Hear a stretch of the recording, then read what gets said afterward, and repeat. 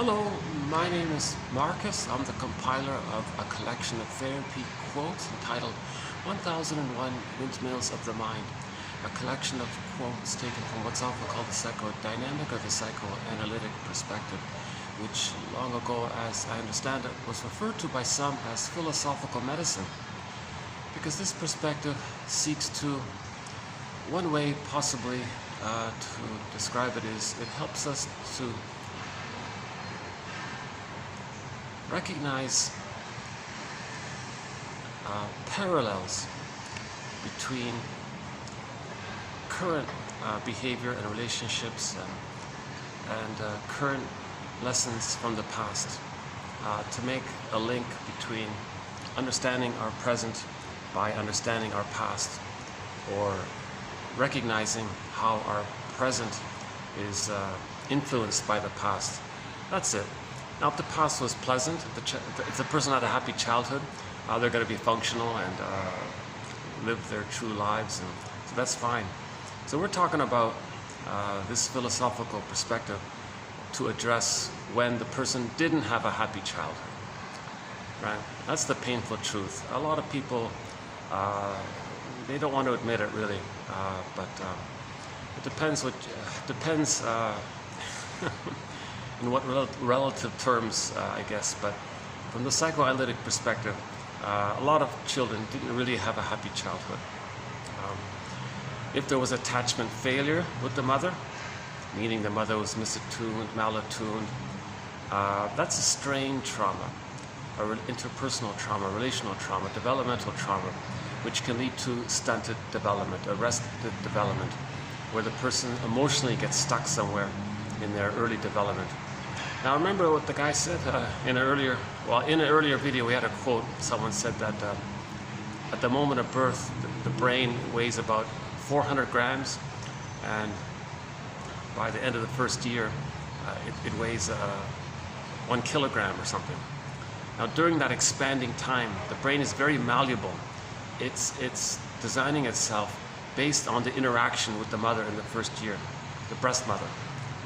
The baby, it's called part-object relating. In the beginning, doesn't recognize the mother as a full person. He's just relating to whether or not the breast is responding to him, meeting his needs, soothing him.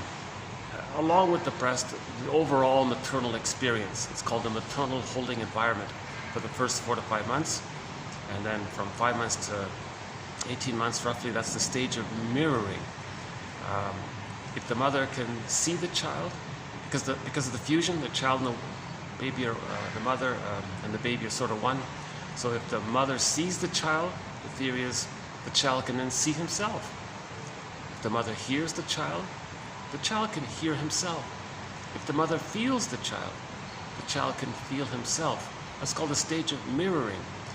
Now, if this all takes place and the child is accepted as for his mystery, his uniqueness, and the mother's delighted in this, and she protects this and nurtures this, then at the age of 18 months, the child has halfway differentiated from the mother. They've achieved partial differentiation. In the beginning, it's fusion, undifferentiation. But beginning at 4 to 5 months, the differentiating process begins. So it's a gradual hatching out. And by 18 months, he's sort of maybe halfway there. And then at 18 months, the child, theory is, with that identity that he now has, he now feels safe to explore the world and learn about things. And now the mother is more of a, they call it communicative matching. Now the mother can teach the child things, and it's like improv. The child, oh look, I learned about this. Oh yes, and adds to it and encourages the child's learning, while the child sees that the mother is going to be okay with them becoming more autonomous and not really needing her so much when he more completely differentiates roughly at the age of 3. That's just that's just the outline. There's a lot of work involved in describing what's called the separation individuation process. So the baby and the mother are one. First, he's got to kind of separate from her in the first 18 months, and then in the following 18 months, it's more about his individuation, separation, individuation. attachment. Now, if the child doesn't get that, if he's stuck somewhere along that continuum, that's called an insecure attachment style, attachment failure. They say attachment failure. It doesn't mean there's completely no attachment. It's just it's a painful attachment. It's an insecure attachment, dissociative, disorganized, reactive, avoidant, anxious, these kinds of things. And he's kind of emotionally stuck there.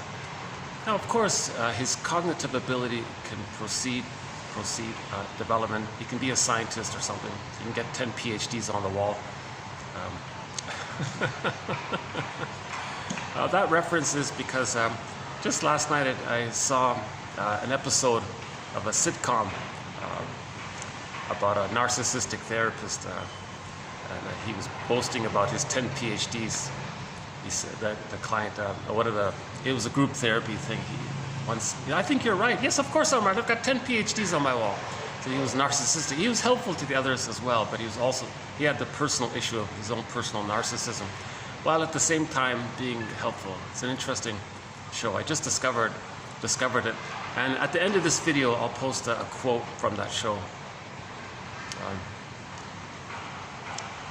by a very famous actor. I think many people know him. So we'll save that to the end.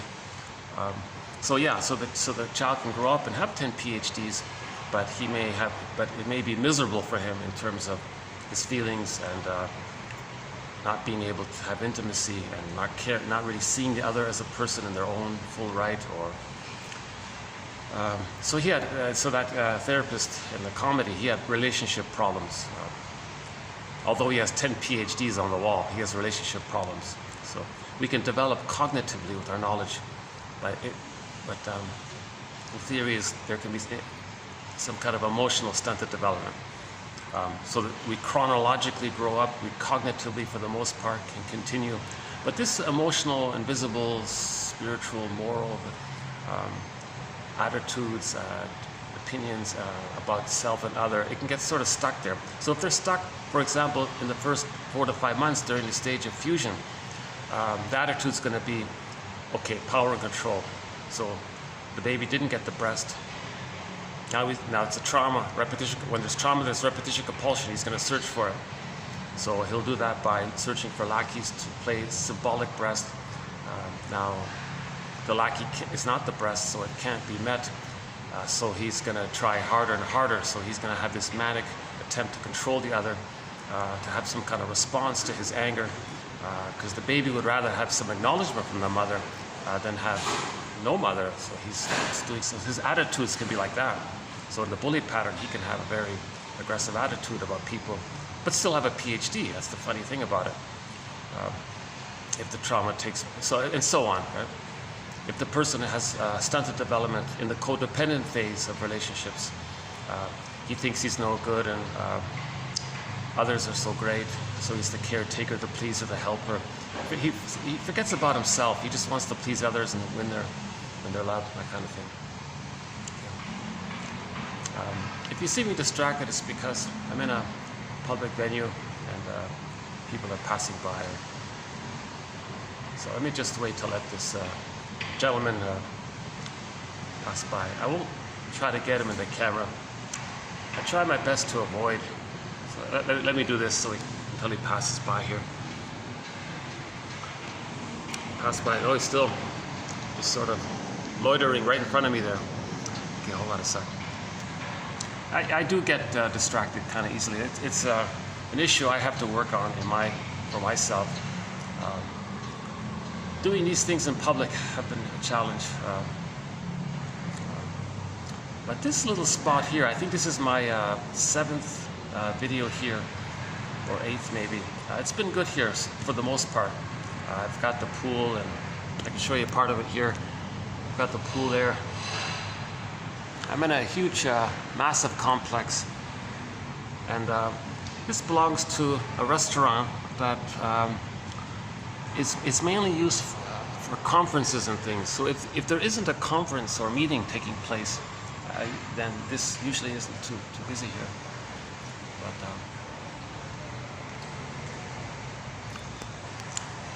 But the guy's just kind of just pacing right in front of me like a cat or something. There's a... Let's go there. Okay. Sorry for the delay. Yeah,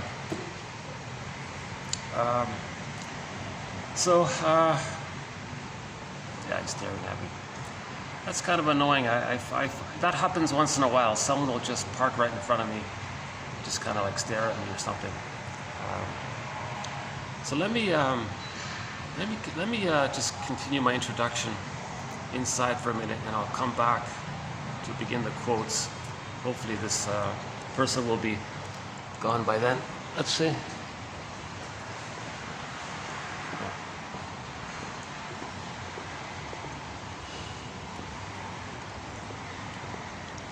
Or maybe I could just use this other side here.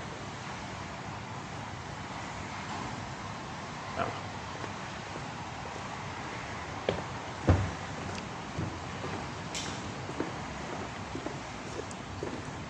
Oh yeah, there is a meeting here. Oh yeah, there is a conference taking place in the meeting room there.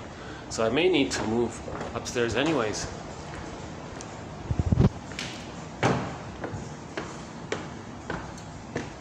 So let's,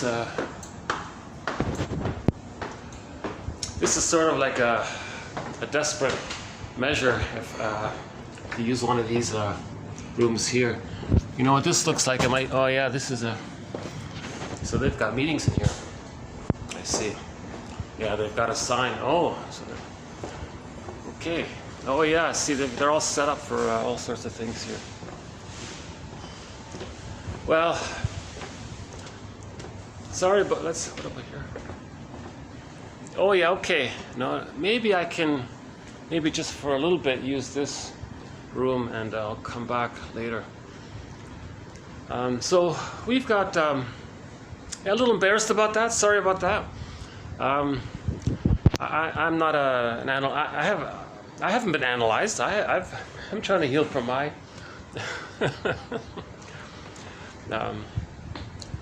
So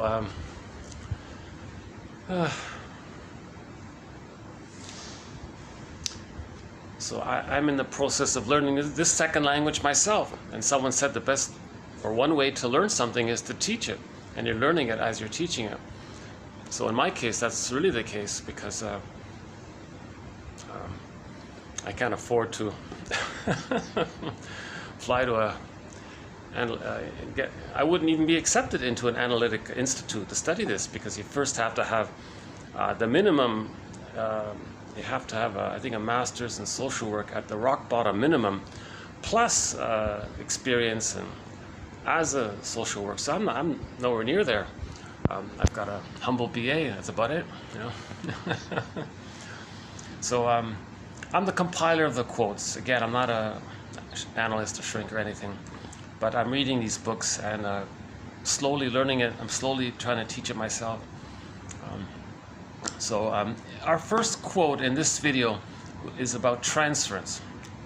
And we've done a lot of very good quotes recently on this topic of transference, where we transfer what happened to us in the past, the experience we had in our earliest with our primary caregivers. If it was problematic, we're going to reenact it in the present. That's called transference. So the reenacting of the past in the present, where we assign people roles in the present from our past, and they try to replay or reenact or choreograph or orchestrate the past in the present and relive the past in the present.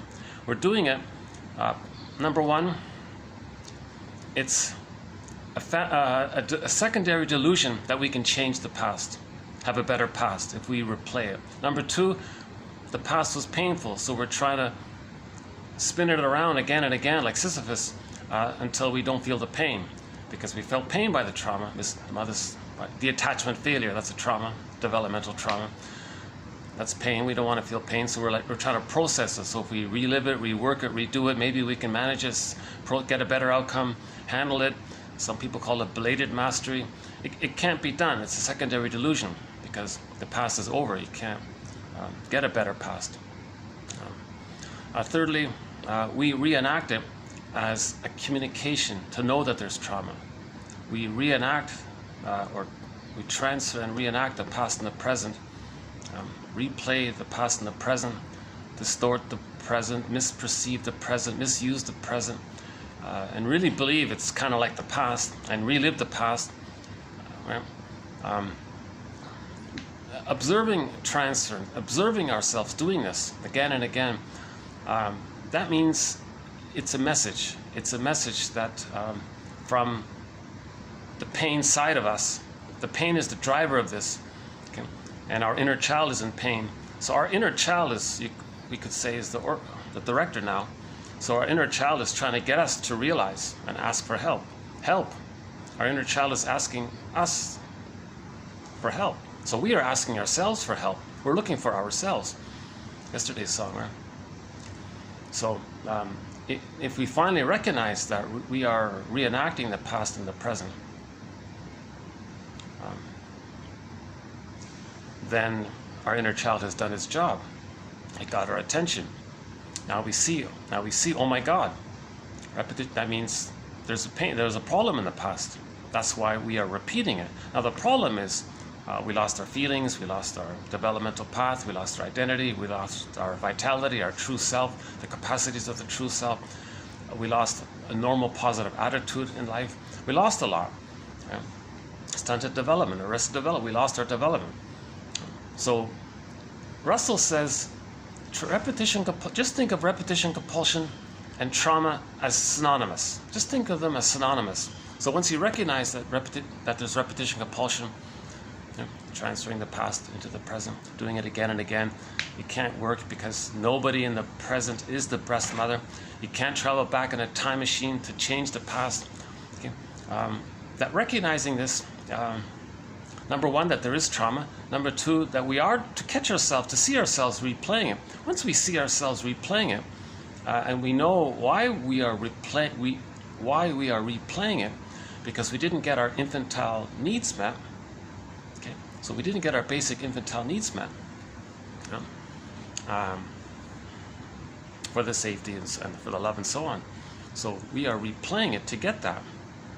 So once we sort of make this kind of observation, we calm down a little bit. We can make other choices, healthier choices. So that's a progressive development. So when I go back down, I'll read you the first quote, TQ 24. What is it? 24. I think it's 11. 24:11. Yesterday, yeah, 24:11 from Levy, Stephen T. Levy. He has a pretty good book about interpretations. So he talks about transference interpretations. So Amy Baer says it very simply, the self-help author Amy Baer. She says in an interview, she said to the interviewer, we repeat the past and the present because of the pain we're feeling. That's it, because of the pain we're feeling. The pain is we lost our golden ball, our vitality of feelings, our wide range of feelings. In the Disney movie Inside Out, joy and sadness were swooped into this other world. So we lost our golden ball, our feelings. That's the trauma, we lose our feelings. We repeat because we don't have our feelings. We repeat because we're looking for our feelings. Once we find our feelings, we stop repeating. I feel, therefore I am. We stop repeating. The pain is we don't have our feelings and our identity, our sense of self, our embodiment. So in the White Bear King Valamon, the princess saw the bear in the golden reef. The bear was a symbol for her embodiment. And the golden reef or the golden ball, any kind of glittering thing, that's the vitality of her feelings. So she was very drawn to the bear and the golden reef. And she really wanted to be reunited. So that's the wish to be reunited with ourselves. In the Odyssey, it's Ithaca and Penelope. In White Bear King Valamon, it's the polar bear and the reef kind of thing. So she finally connected with herself. She married the polar bear, and then she got the reef. Now, to get there, the story is about how do we get there? Because if we lose our embodiment and our feelings, we got to go on a journey. So in the White Bear Valamon, the polar bear prince was swooped into another world. So in any myth or fairy tale, when there's something of value that's kind of swooped or lost into, like a child, usually, you know, that's our embodiment and our feelings kind of thing.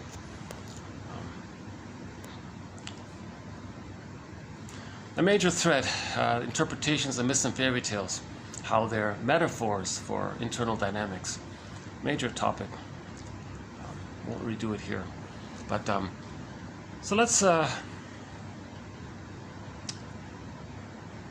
That's not too bad here. I could almost just stay here. But maybe I can. You know, this is set up for a meeting room here, so why don't I go back down for a while? Okay, hold on a second. Let's see if that gentleman is still around or not.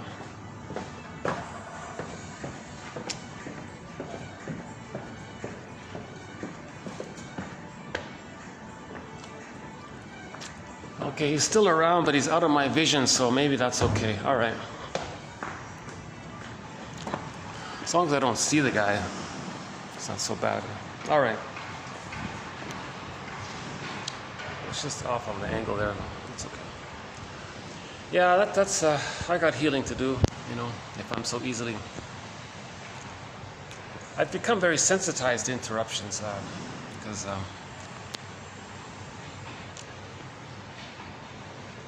when I was a child, I guess I was interrupted a lot.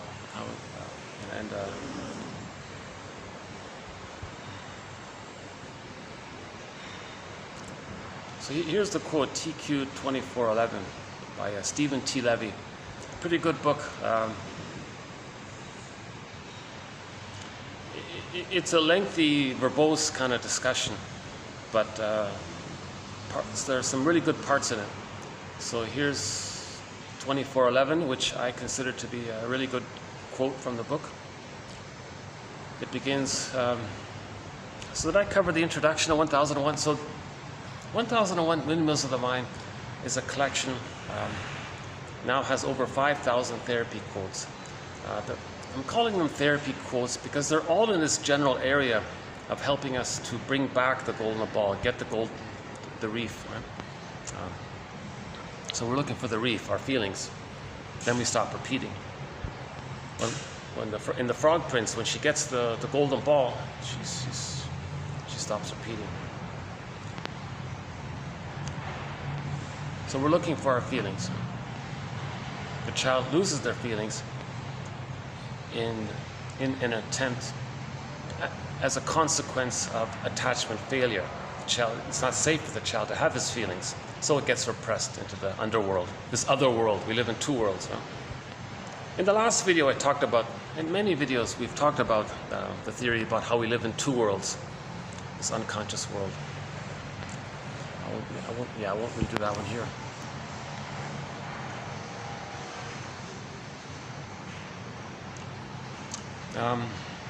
So roughly 52 chapters, or in effect e-booklets. Each chapter represents an important topic in the psychoanalytic perspective. For example, transference being one of them. So let's begin then. 2411. Transference is a means of knowing the past. That's a good starting point. Transference is a means of knowing the past. Transference is a means of knowing the past.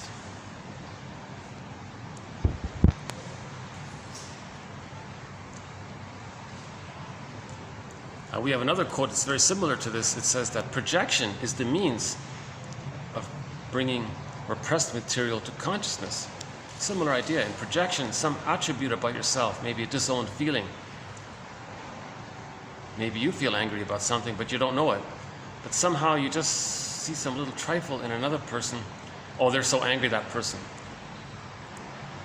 So that's a projection. You attribute something that you don't know about yourself onto others to help you not be aware that it's within if your attention is outward like that. At the same time, you're creating a mirror to see that it's within. It's called a mirror defense. You're creating a mirror. So blaming or accusing others of having what you have but don't know that helps you to not be aware of it, because were you to be aware of it, you'd feel immense anxiety about it. It goes against your false self to get in touch with your true self. Now you got to work that out, right? So defense mechanisms, all defense mechanisms squelch anxiety, right? Transference squelches, repetition compulsion squelches anxiety. That trauma, if we just repeat it, we're being active, the activity of being active and repeating it, that means we're not facing the original feeling of it if we're just repeating it. So that's repetition compulsion is also considered a defense mechanism. At the same time, I think somebody said it's experimental recollection. It's trying to get us to be aware, like we said upstairs. It's trying to get us to be aware that there's trauma. So it's helpful that way. So it's a defense, and it's an attempt to make us conscious. Okay? So projection. So transference is the means of knowing the past.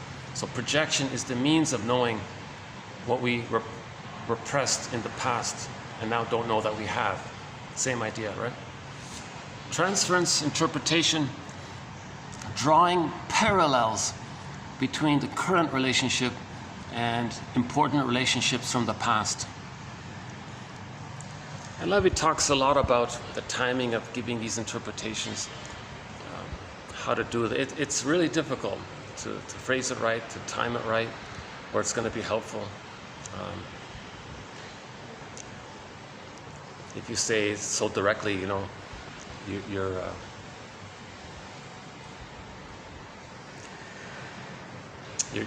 coaxing me to be negative towards you because you experienced your father being negative towards you, and you're trying to reenact it and replay it. So the reenactment, as I understand it, can take two ways. There's what's called direct reenactment. So let's say the father always ignored the son, let's say. So a direct reenactment would be later on in current relationships, choosing people that you anticipate will ignore you, or if they don't, coax them, taunt them, induce them to ignore you, because you're trying to recreate and reenact what happened. We played the song recently by Warren Zevon. If you won't leave me, I'll find somebody who will. If you won't leave me, I'll find somebody who will. Always a fun little song to play. It was actually meant to be the theme song to a revised update to Route 66, which never got done. But so Warren Zevon wrote this song for Route 66. This was going to be the theme song to the sequel to it. Here it is here.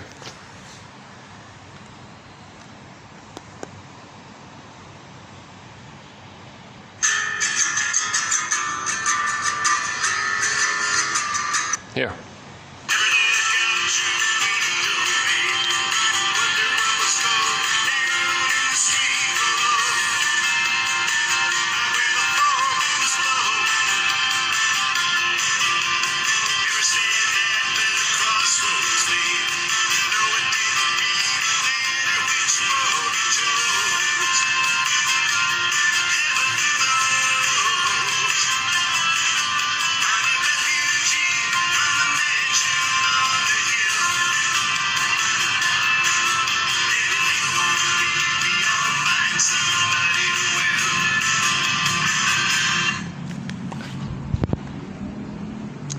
That's my vote for one of the best TV theme songs ever, that one right there.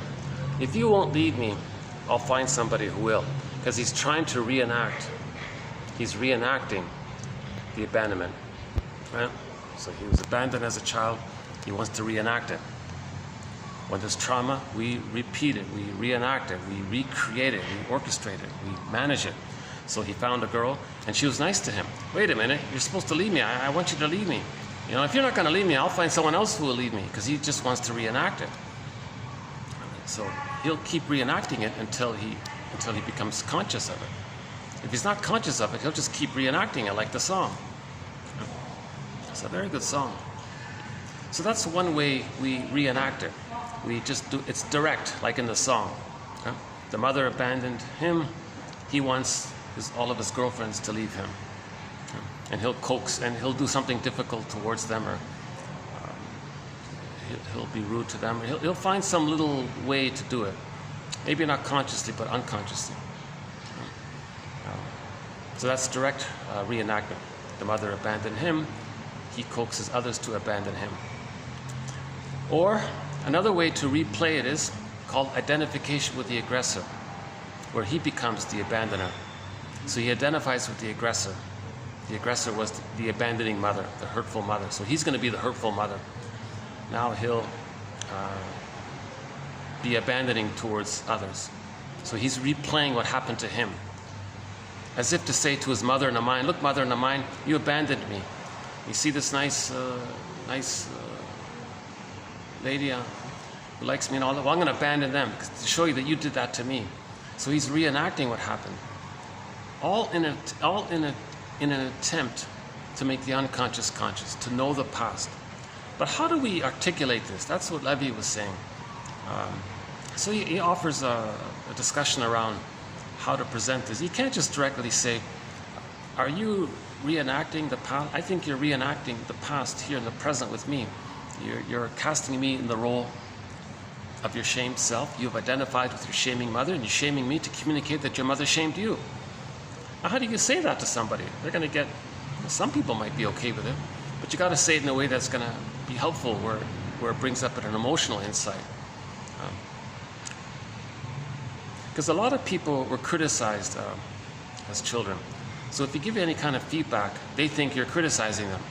Actually, I think we have a quote about this. Yeah, Levy has a quote about this as well. This one here. I have noticed that when I make a comment about what you have been telling me, we don't think or talk about it much together. What have you noticed about your responses to what I say? So he can't handle feedback because he thinks he's being criticized. Well, that was yesterday's video. Okay, hang on. In the last video, maybe I can dig it up here. Hold on a second.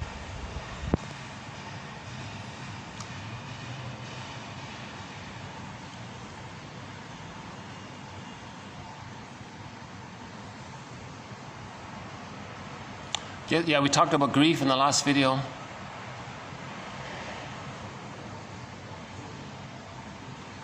We replay memories and reenact difficult childhood situations in repeated attempts to heal. So it's an attempt to heal. So in broad terms, we can say he's trying to heal. He's repeating it because he's trying to get a better outcome for the past. He wants to be healed from the past. Now it's a secondary delusion because you can have 20 lifetimes repeating it. Think about the narcissistic pattern. The mother shamed him. Okay? He'll shame others the rest of his life. He can do it for 20 lifetimes. It's not going to change the past that his mother shamed him, no matter how many times he's cynical and sardonic towards others or hates others, to communicate that he was very hurt by his mother shaming him. Right? So these reenactments determine the directions we take in life, right? The mates we select. So in the narcissistic pattern, he doesn't sing the song, find me somebody to love. He says, find me somebody to shame, because he wants to reenact how he was shamed. So he'll find some nice codependent partner, the clinger and all that. And he doesn't love, he can't love. Love and gratitude haven't entered the psychological picture for many people, for those with trauma. We're talking in general terms. For those with trauma prior to prior to 18 months. So the direction, the mate he'll choose is find me somebody to shame, he'll say. So every day he'll just be shaming and hate the partner, but he needs the person to be able to reenact it. And he's being loyal to her by doing that. So the shamer is being loyal to the mother because he's become the mother, so he's being loyal to himself. That's narcissism. He's in love with himself, right? Because he is the fusion there, that image. You fall in love with the image in the reflection of yourself. The object of my affection is my reflection. So he's still blurred with the mother. He's become the mother, and it's blurred like that, right? Self-object fusion. Oh, they're still there. They're back, huh? Let me take another quick little detour here. Okay, hang on. Let me just push through here. Problem is, I noticed something about myself. If I'm a little triggered and I just stay with it, it kind of just. It's better if I just distract myself. Sorry about this. Give me another detour here. Okay, hold on a sec. So, oh, there's somebody here as well. Oops.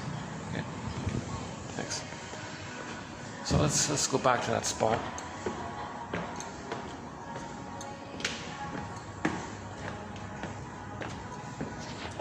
But all of my videos in the past 3 months have been done in these 3 hotels. This one I'm in here, that one, oops, that one, that black and gray one over there.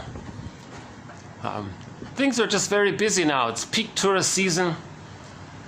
So we did some videos in that, right on the rooftop there and on the ground floor. And the 3rd hotel is nearby. I don't really see it here.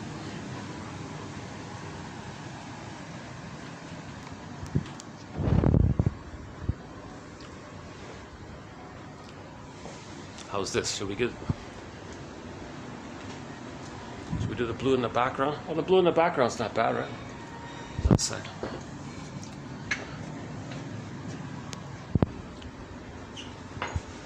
That way I don't see the... Unfortunately, there's a very unsightly thing just outside the window. I thought this room wasn't being used anymore. They still use it. Okay,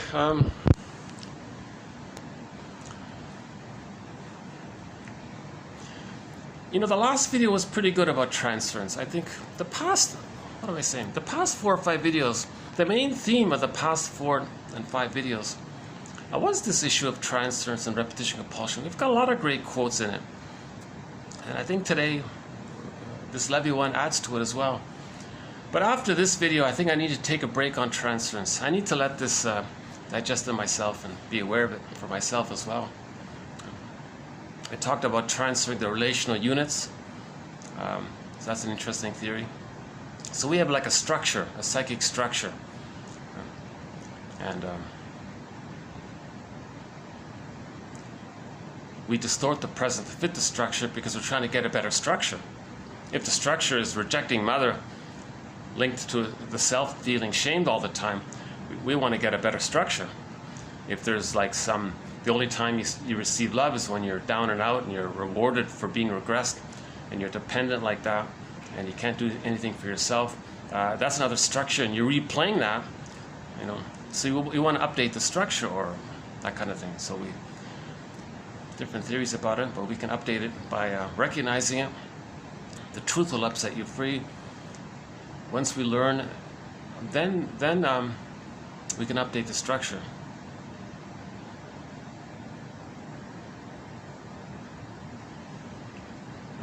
Still there,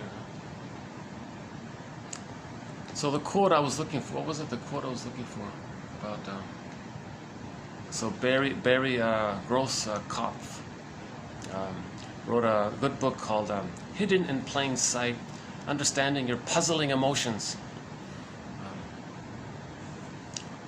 Okay, why don't we just jump to that TV show quote. So there was a sitcom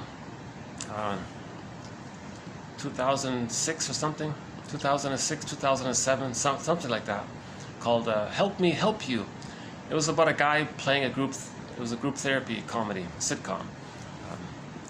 So, of course, everything's exaggerated and all that.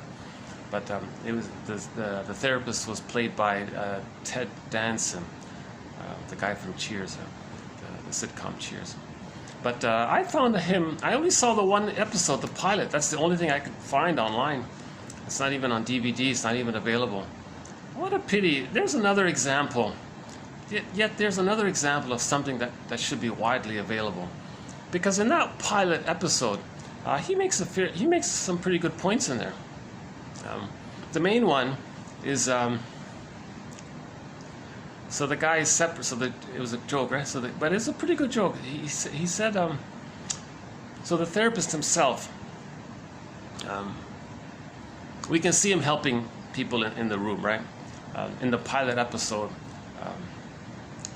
he said it's all about connections. You got to learn how to connect. We got to teach you how to connect. And one woman was judging others. Well, you're not connecting. Just maybe instead of just judging others, maybe just tell a story about yourself. Just do it that way, and then that helped. And she connected. Another one was another guy. There was unrequited love or something. So he said, "How do you feel about it?" He said, "Well, I feel sad." He shouted, "No, you don't." And he threw something. "No, you feel angry." Now, your assignment is try to connect to someone. So he tried to talk to her, ask her out. She coldly refused him and realized, wait a minute, I'm supposed to feel angry, not sad. So then he threw some paper around, so he was angry. And it was helpful to him to be aware of his true feeling of being angry. Because if you're not aware of your anger, it's going to go down to sadness, right, afterwards or something. The anger can turn on yourself, I guess. And there were other examples. But the therapist himself, let's say, so he was separated with his wife. They were separated. And the wife was dating some other guy. And he was upset about it. So he got himself a drunk or something. And in his drunken state, he forgot that he was separated. He went to his home, into the bedroom, in the bed, and he forgot that he was separated. And then, but his separated wife was with her boyfriend, and there was this big commotion about it. And the woman and the soon-to-be ex-wife screamed at him, "What are you doing here? What are you doing here? Why are you here? What are you doing here?" And he said, "I don't know. I think I drank too much. I forgot." And then he became the shrink. He said, "It was a display. This was a display of my subconscious desire to be here." And she shouted at him, "You're subconscious? You're blaming your subconscious? Your subconscious is a jackass, and I'm divorcing your subconscious." Because he always used jargon and things, right? Self-help slogans. So she got tired of it. But her phrase was interesting. She said, "Your subconscious is a jackass. I'm divorcing your subconscious," meaning I'm divorcing you. Because the subconscious is mostly the person. We're mostly our unconscious. When people say know thyself, it's the conscious self and the unconscious self. We live in two worlds. But so much of who we really are is in the unconscious. And it's like a puppet master, and they're getting us to do things. Like it got him drunk, so he didn't want to accept that he's being divorced. He wanted to deny it. That was his unconscious. He couldn't handle the grief and accept the loss. So he got drunk and thought, "Oh, no, everything's okay." So he couldn't accept it. So the unconscious was doing it. And then she said, "Well, you're unconscious." So in her anger, she said that. Now, ironically, the wife could have said, "Well, your unconscious is telling you that you can't accept the loss, and that's why you got drunk and came here. You got to accept the reality that we're breaking up." So she couldn't say that. She just said, "Your unconscious makes you do crazy things like what you just did now, and that's why I'm divorcing your subconscious."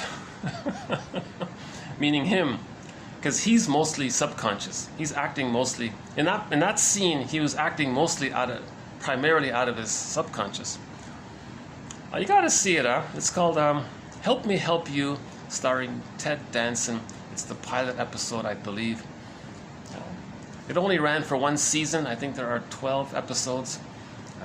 No DVD. I hope somebody can upload the rest of the episodes. It sounds like a fun show.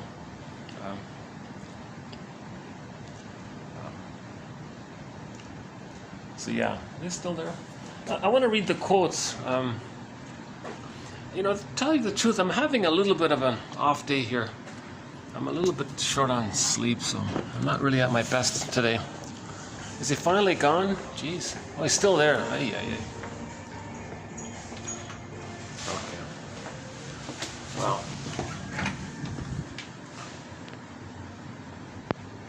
Well, in that case, let me get the computer up here. If it's gonna go on like that. Let's bring up the computer so I can read the quotes.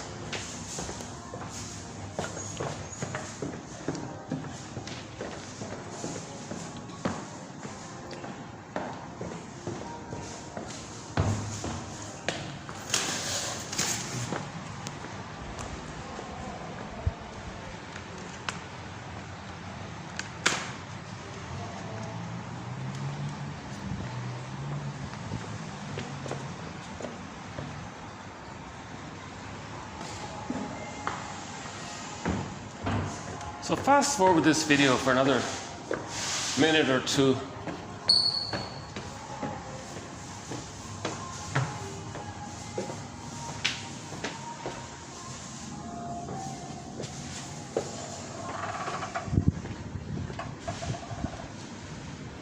Let me get my bag and stuff. Hold on a sec. Sorry about the additional delay here. Still online here. Okay. Oh, why don't I just rest the? Oh no. Yeah, okay. I'll just carry it then. No, let me just rest the phone here for a minute. Is that gonna work? Hold on a sec. Let me just get my stuff here. Hold on a sec.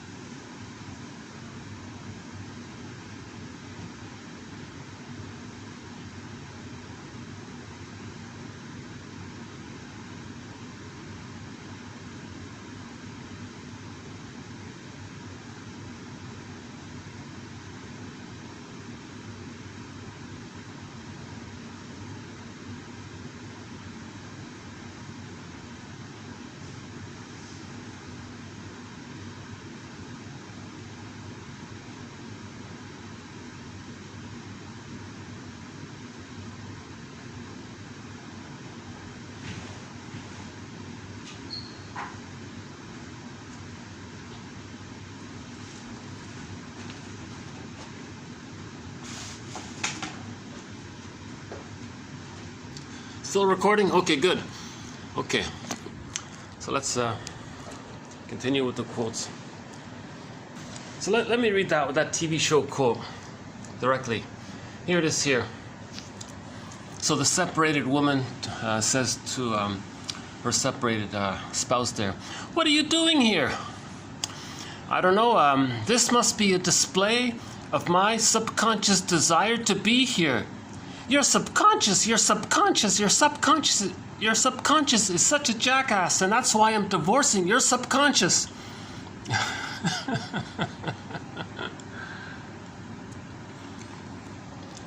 Okay, we'll do a movie quote at the end. A very difficult one. We have a new, started a new thread on the psychoanalysis of crime. Another one on art as well. 2 new threads, very difficult ones. The art one is difficult, but it's not too triggering. The crime one is very challenging. So we'll do a quote. We'll add only our 3rd quote on the psychoanalysis of crime. It's a tough one, so I'm saving it to the end. It's from a film, a crime film. So let's go back to Levy here, Stephen Levy.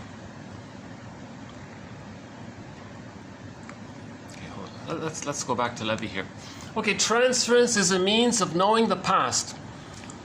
Transference interpretation, drawing parallels between the current relationship and important relationships from the past.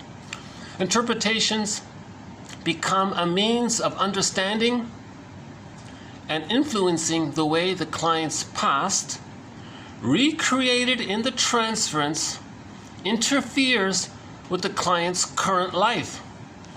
So this is a key thing here. We want to be aware of how transference is messing up our current life. Because if you're coaxing the other to be like your parent, the person in the present doesn't like this pull, this push, this inducement to not be themselves, because you're not seeing them for who they are. You're just casting them in the role to play somebody.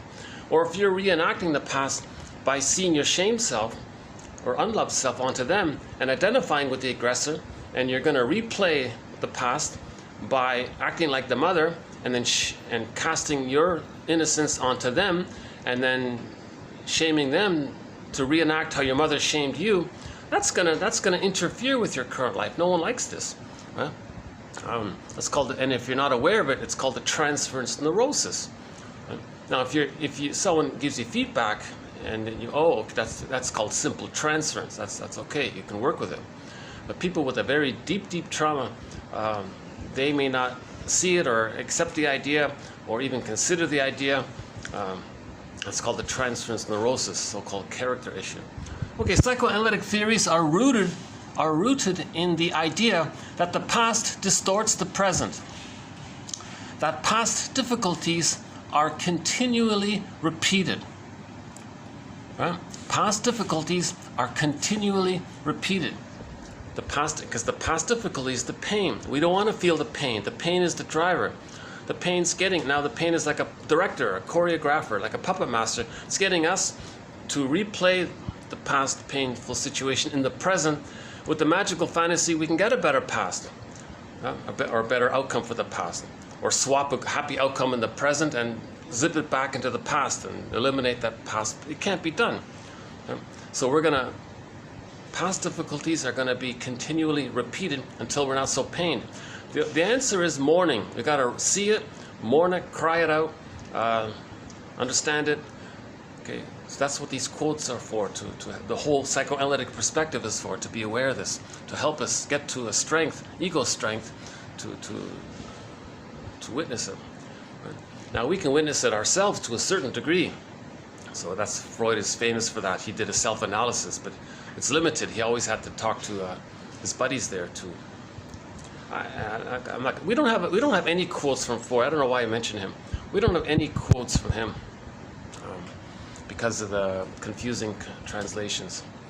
I don't trust the English translations. I'm not going there, and things have moved on anyways, for the most part. I don't want to get into this whole debate about the ancient history of this. 1001 Windmills of the Mind is mainly based on the work of Masterson, James F. Masterson. He has a thing called developmental object relations theory, where he synthesizes developmental theory and object relations theory.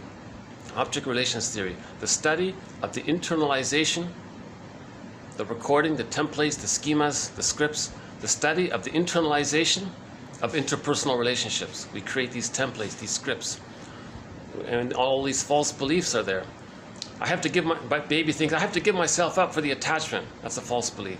Or baby's born, he feels pain, mother's dysfunctional, but the baby thinks he creates everything. So if there's problems and he creates everything, and there's a problem, he thinks he's flawed, so he says he's no good. Or the baby must see the mother as good. In correspondence, he thinks he's no good. So these false beliefs, or the belief the baby has to save the mother, protect the mother, heal the mother, be a parent to the mother, that's a false belief. So we want to look at some of these scripts, schemas, templates that come about when we internalize the interpersonal relationship and things are fragmented. It's a fairy tale world, Alice in Wonderland world, like a dream world, mythological epic, right? So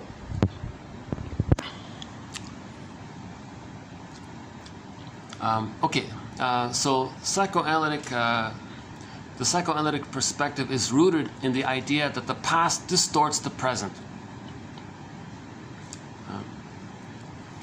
Like in the painting Stepping Out by Roy Lichtenstein, you can see all of his vitality, his feelings, his joy, his pleasure. It's all in the bag there in that painting. So you can see the other character there, with all the vibrancy was there. And he felt kind of bland, right? So he's not enjoying the present because he's bogged down in the past, like the woolly mammoth is stuck in that block of ice up in Siberia. And apparently he's been like that for the past 30,000 years. So emotionally, we may feel stuck like that, like the woolly mammoth is stuck in that ice.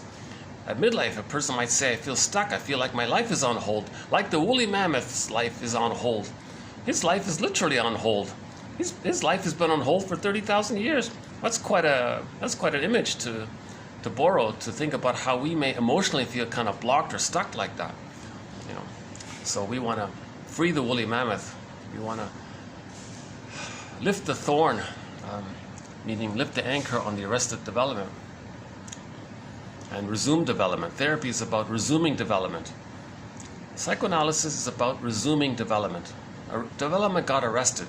We want to see it, understand it, sadness around it, abandonment, depression around it, a lot of strong emotions around it. We want to get to a place, we want to get there,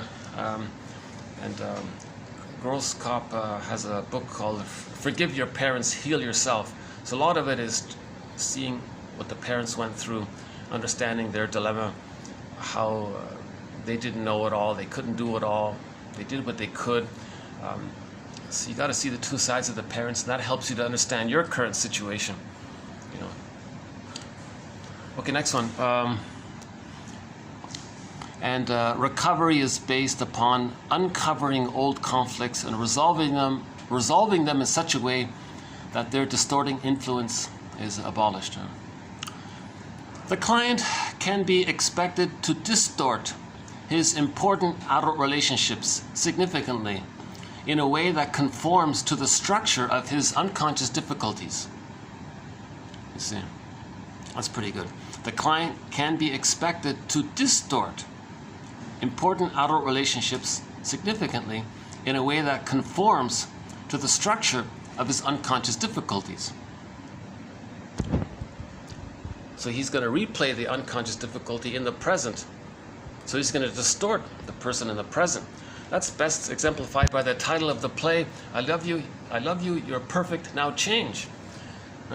He wants to get a better past. He wants the person in the present representing the past. He wants that person to change, so thinking maybe the past can be changed. So he's going to distort his current adult relationships in a way that conforms to the problem in the past. Now, this problem in the past usually has to do with his conflict with his parents during the formative years of development. Thus, a client raised by intensely rigid and controlling parents who could not tolerate any rebelliousness or independent thinking in their child might be likely to experience as an adult a spouse's or an employer's reasonable request as an arbitrary and controlling demand, stirring up all the anger and resentment of his childhood. That's a pretty good, that's a typical example, right? Bossy parent. So you assume your supervisor is going to be bossy, and you act in a way to get him to be bossy towards you. So you're distorting the present to fit the past. You see? Okay, next one's going to come from a guy named Alfred. Is it C. Ford? Alfred. He's a follower of Melanie Klein, one of our mentors, Melanie Klein. We have a major thread called the positions. I'm not going to attempt to do the whole thing here. I'm having an off day, to tell you the truth. But I want to keep these quotes going. I think about the overall, I think about the big picture. I'm getting the quotes out. In every video, you see the more link there, the see more or the more link. You click and all the quotes are posted below. The value, the benefits are in the quotes. Robert Bly says, read psychology every day for 10 minutes. So literally, there's about 10 minutes worth of reading in every video. So I feel like I want to make a contribution in this healing area by sharing the quotes. A lot of these quotes come from hard to find books. Some books haven't even been digitized. They may never will. And I've managed to save some of those quotes. There's a lot of good material out there that hasn't been digitized yet. It really worries me.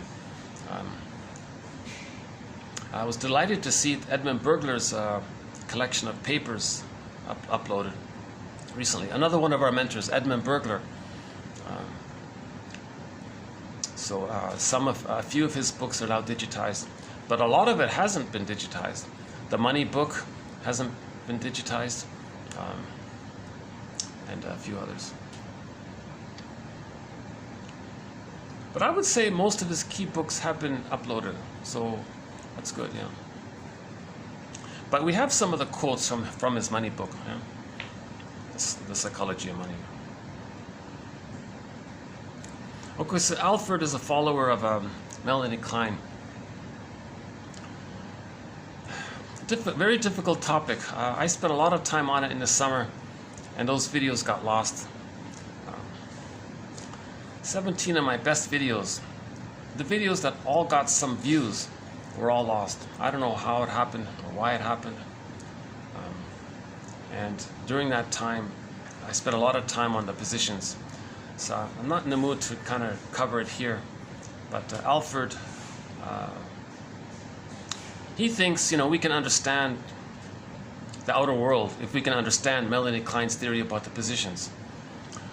Melanie Klein characterizes the earliest organization of defenses as the, quote, paranoid schizoid position in order to stress both the way in which the young child's fears take the form of fantasies of persecution and the way in which he defends against this persecutory anxiety by the splitting defense mechanism, which is a schizoidal phenomena, hence the name.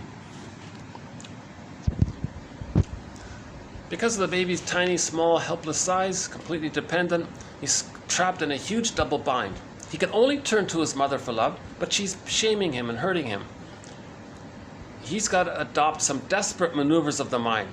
Now this bundle, this collection, this assortment, what do you call it, this organization, this bundle of defense mechanisms at the very beginning due to trauma, that batch of them, if we give it a name, Klein calls it the paranoid schizoid organization, or way of thinking, or mode of experiencing, or in general, the position. It's the position.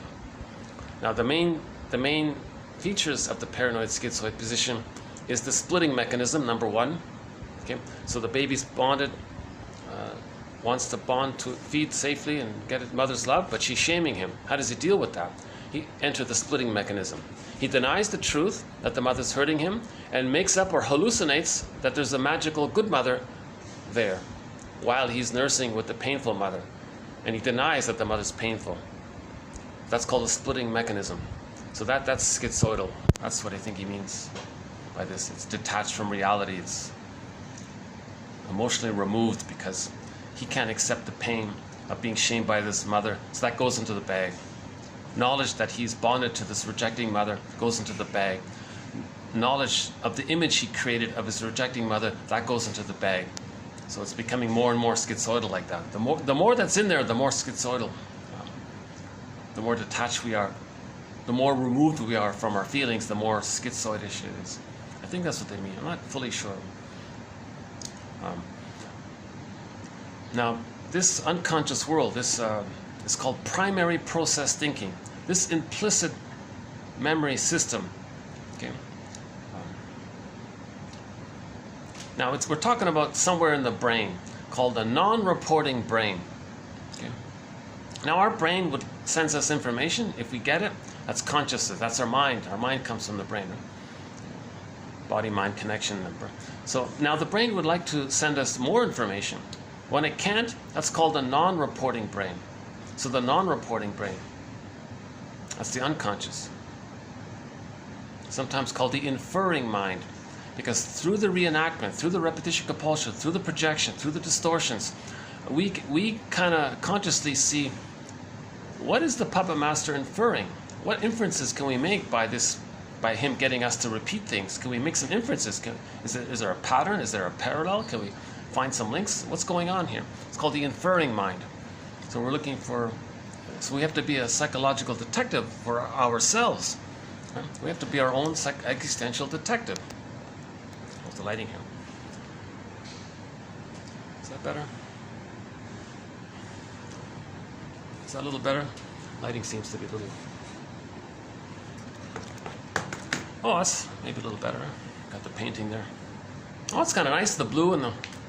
Looks like a sky, right? Something. Okay,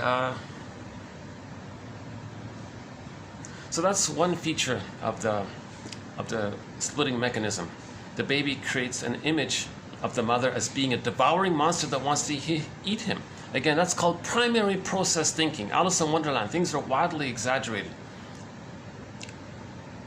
Why doesn't the baby just remember the mother as just shaming him? Well, what image would that be? That image is based on the child's feelings that he can't accept, projected onto the image. So the child's enraged that the mother shamed him. He can't accept that rage. It's in the bag. At the same time, he sees. Now it's in the bag. It's projected onto the image of the breast. Now the breast image, like a canvas, morphs into an enraging entity. a monster that's enraged, a cyclops or something. Minotaur, angry animal, wants to hurt him. Now, the baby has needs and wishes. Those got shamed. That's repressed. When something's repressed, it's projected. He projects his need to take in the experience with his mother, and a good experience. That's denied. He wants to take in. Oh, that means if he can't accept his wish to, quote, take him, he thinks the angry monster wants to take him in. So he creates an imago of his mother as a devouring monster that wants to eat him. Now literally in real life, the mother's just misattuned. She read a magazine, said, well, follow the schedule. No, the baby wasn't hungry. Why are you force feeding him? You're hurting him immensely if you're force feeding him. Well, the schedule's, well, who wrote this schedule? Some corporation wants to sell some powder stuff. What do you, so she's denying her instincts. Now we have a whole thread around why a mother's so misattuned, why a mother can't understand the baby's signals. So we got to go there. That's a separate topic, right?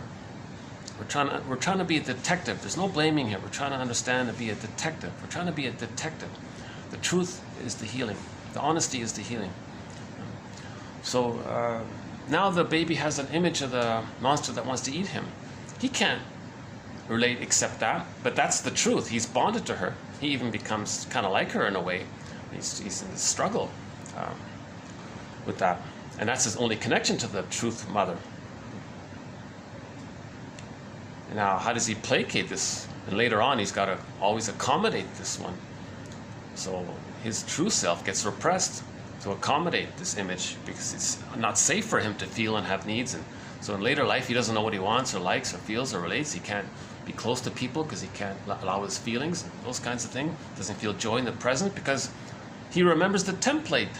He remembers the script, the schema, the traumatic script, which said, if you have feelings, mother's going to shame you. That's a trauma there. So to reenact it, he'll either squelch other people's vitality or coax others to squelch their vitality. They're just going to replay it until they become conscious of it. Okay, so now so that's one. So the truth is the mother's this monster image from the baby's perspective, from their primary process. They only have primary process thinking. They don't have secondary process thinking. The lighting's still pretty bad here. Oh, that's better. Oh, that's better. Oh, let me do that. Okay, hold on. Unfortunately, I got to look at that awful thing over there. Okay, never mind. So how does the baby just take in milk if he accepts that the mother wants to eat him, that the mother's this monster that wants to hurt him? So the witch won't eat me is the title of one book. In Hansel and Gretel, the witch wants to eat the children. In the Odyssey, the Cyclops and the Laestagonians, they eat the people. That's those monsters are images in the baby's brain of a condensation of the breast, morphing into a large, powerful entity, possessing his rage and possessing his desires to take in. See? So he has that going on in there. How does he just survive? He must think that the mother's safe. He must think that the mother's good. So it's kind of like religion. He's going to make up a good breast and think that that's it, that's who he's relating to. And notice the gambit of religion is like, because we need the good breast. So Faber says, imagine a good breast in the sky and link that way. That reinforces the splitting, ironically. So religion is not really healing from a psychoanalytic point of view. Because healing is, you want to face the truth. Then the splitting is resolved. But in religion, they promote the splitting, goddess and demon stories all the time. That just maintains that kind of attitude of splitting. So the baby hallucinates a good ideal breast mother, heavenly, supremely. Now the theory is in the first few months, all babies do this. All babies have the paranoid schizoid position of the splitting mechanism. But it gets resolved by the age of 3. But if it doesn't, that causes difficult personality patterns where they distort the present. And they may have these fantasies onto others. Now when the splitting is there, they're going to reenact that. So they're going to either accept that they were shamed, see others as the boogeyman who's threatening, and then react that way and think that way. So prejudice can come from that. Or they identify with the aggressor, the monster side, see their innocence onto others, and shames them to communicate that they were shamed. So they're going to reenact this splitting mechanism by either being shamed or being the shamer, that kind of thing. That's how the baby sees things in that simplistic way. It's just two bins kind of thing. Not 2,000 bins, one person said, or 10,000. And they're separate, and they're kept separate. Myths and fairy tales, the fairy godmother and the evil witch or whatever, they're seen as separate characters. No, the mother was one person. That's not. See, they don't show you. Nobody teaches you that. But that's the mythology motif of goddess and demon, or good fairy godmother, bad witch, good witch, bad witch. Whatever. They're not telling you that these are just aspects of the mother. They're not separate characters. We got to accept that the mother was both loving, partly, and frustrating also. But for the poor baby, she was more frustrating than loving, and that's why the splitting is still being there. If the loving was is greater than the suffering, then he could see the mother as one person. So in the psychic structure, there'd be an image of the other as one entity, one character, who is loving and sometimes frustrated, and he can hold that ambivalence and tolerate it. So that manifests later on as seeing others in broader terms. And, they're wounded, they got a psychological self, an ontological self, positive traits, confused traits, painful traits. They may be reenacting some trauma, but they're in touch with themselves and they're expressing themselves. They're unique, they've got their mystery, and they're on their journeys. And you can see people as persons in their own right with their identities. And that happens for yourself as you do that as well. Reparation of the other leads to reparation of the self, and vice versa. So back to the paranoid schizoid position. That's the one feature. If split, now prejudice, of course, comes from there, right?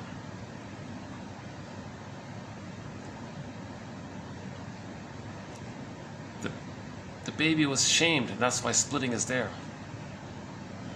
That's a pain that it's there. So when something created that pain, they want to replay it so they don't feel pain. So they can either be the shamer onto others, to replay that the mother shamed them, or they coax others to shame them to replay how the mother shamed them. Now, hocus pocus, double focus. They can act one and feel the other, and meaning the mother shamed them. Their shamed self is repressed. When something's repressed, they're going to see it onto others. So they'll find an other, a non-threatening substitute representation of themselves, someone innocent, safe, kind, peaceful. Maybe they're wounded, so they're safe that way, or they're disadvantaged or something, so they're safe that way. They're hurt, so maybe they're safe. So however it is that you see the other person as being safe, you're going to see your innocence onto them. Okay? Now you identify with the aggressor, and you're going to shame them. You're going to hurt this innocent person because you want to communicate that you were innocent to your mother, and your mother shamed you. Your mother hurt you. Now, while you're being the aggressor, shaming others, simultaneously, hocus pocus, double focus, that person you just shamed, you simultaneously see the shaming image, monster mother, onto them, and feel that as you're shaming them, they're shaming you, and you feel shamed by them. So as you're hurting them, you feel like the victim. So this is the fusion going on within, because the self and the other haven't differentiated. The fusion is still there.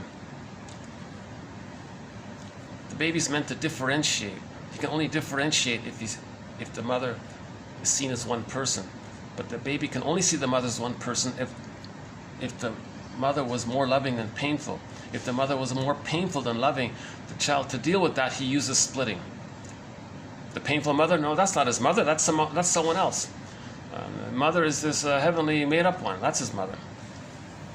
So that's splitting. Another feature of the paranoid schizoid position is projective identification. Right? So let me just do it quickly. The baby is distressed. Now they're one with the mother. That means the mother gets the signal. The mother should get the signal that the baby's distressed. She's attuned. And then she responds, and the baby is soothed. A cycle takes place. Baby's distressed, mother gets it, makes an appropriate response, the baby's comforted. Okay. Now, the baby's brain is malleable. Remember, 400 grams to 1,000 grams? The brain is expanding in that first year in relation to the interaction with the mother. So while the brain is expanding, laying down the neural networking based on the experience with the mother, if the mother soothes the baby, the wiring is laid down within the baby, where he now has that wiring, then he's kind of calm himself. He's always soothed himself. So he's got a kind of calm temperament, right, by that. If that doesn't take place, and that's a trauma, when there's trauma, there's repetition compulsion. He's going to transfer the disappointment that the mother didn't soothe them. Okay. How? By coaxing others, inducing others, taunting others to feel what they can't feel. Back to the baby. The baby wasn't conscious of what he felt. He just felt badly. He felt angry, scared. That means the mother should feel angry and scared. That means she's attuned. She got the message because she's feeling angry and scared because of the fusion. She can pick that up because she's now feeling a little angry and scared by the baby feeling angry and scared. Oh, baby, you're angry and scared. But she can hold it and respond and soothe it. So she soothed herself, obviously, when she loves the baby. If she picks up that message. But she's not going to be bothered that much by it. Right? She just gets the message. But she does feel like an inkling of the scared and sadness that the baby's feeling. But she's strong. She's the powerful one, right? So she can handle the baby's sadness or stress and all that. So she responds and so on. If that doesn't take place, for whatever reason, later on, they want others to feel what they're feeling. And they don't know what they're feeling, but they just want to coax, induce, taunt, push their buttons, trigger, whatever, get others to and demonstrate and show it. Okay? Now, when they do that, there's this attempt, but it's failed because the cycle can't complete. The person in the present isn't the breast mother. You can't travel back in a time machine where the other person morphs back into the young mother and the projector morphs back into the little baby, into that person's arms, get soothed, get the wiring laid down, hop back in the machine, and he feels better in the present. That's not going to happen. But when there's trauma, there's repetition compulsion. He's going to coax, induce others to express and feel and show and demonstrate the feelings that he can't feel. Now, the problem with this is, it's disturbing for others, of course. Others are getting, why are you trying to coax me to feel this or do this or think that? Why are you trying to push me or pull me in a certain way? What are you doing? What are you trying to reenact? So others might be uncomfortable with this. Right? But the person doing it gets some kind of benefit by it because he's active in doing it, right? He's strong now, right? So he's alive, right? Because he's pushing others to feel what he can't feel. So he gets that secondary gain of expressing himself somehow. Now, if he succeeds in triggering the other to show sadness or anger or whatever, then he doesn't feel that it's within, because the other has it now. So he gets relief somehow. He preserves his narcissism because he's actively doing it, so he thinks he created it. So if he got the other triggered and upset, he created it. He feels powerful. So he's getting these benefits. It's called secondary gain. And because of the secondary gain, he's not going to go further to think, wait a minute, am I trying to communicate that my mother didn't soothe me and I want others to soothe me when they can't? He's not going to take it a step further and look underneath about why he's inducing others to feel what he can't feel. It's a mirror to know that the mother didn't soothe them, that the mother didn't feel what he felt. She was distracted or anxious or couldn't do it herself. So the mother gaslit the baby. That's the word of the year for the year 2022 from the Merriam-Webster Dictionary Company. The word of the year, gaslighting. The mother gaslights the baby. The baby says to the mother, it's as if maybe the baby says to the mother, hey, mother, here I am. Will you welcome me to the world? What, you're not there? He was removed. Oh my God. I want to be connected to my mother. But mother's not there. So the person who removed the baby thinks the mother did it. You mean the mother doesn't see that I have this need? You mean, is she telling me that I don't have this need to bond to her? So the baby's being gaslit, in effect. Now the baby's enraged by this. So maybe later on the baby expresses his rage and the mother's uncomfortable with these feelings. Mother, you're uncomfortable with my feelings? It's because I'm not getting my needs met and I'm stressed out here.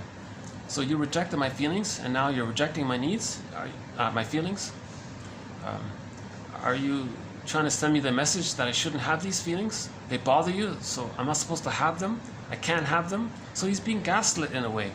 He can't accept the perception and reality of his needs and feelings. Huh? Oh yeah, so projective identification. So that's the second aspect of the paranoid schizoid position. They're going to be a little bit, they always want to push others to feel what they can't feel. Whatever it is, something about themselves, something about the aggressor. No, about themselves. They want to, whatever is denied in them, they want to coax others to feel what they can't accept about themselves. They want to externalize it, see it outward. So we had that quote from Woodman about the poverty. She said, in some rich town, everyone was a millionaire, but they kind of covertly liked to see that there was one little tiny block of buildings with tenement where there was immense poverty, surrounded by all this plush luxury. There was this extreme poverty. And she said, you know, they like it. The rich people around it like it because they're expressing their inner poverty, their emotional inner poverty. They're expressing the sadness. They're expressing their shame, their icky feelings or whatever, the feelings they can't accept. But they see it outward. You know, they drive by, they get a glimpse. Okay, they feel important, they feel one up. There's a secondary benefit by that. They don't have to face how they feel emotionally impoverished.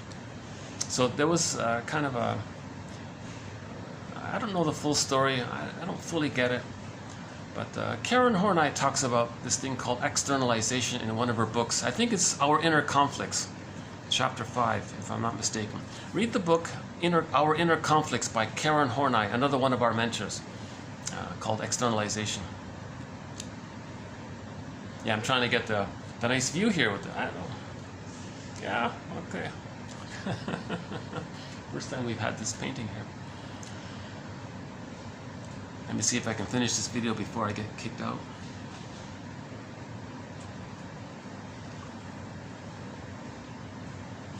Should I go back? I wonder if, let's see. It is kind of nice doing it outside there. Maybe now I can go back down. Yeah, see, now he's gone. Okay.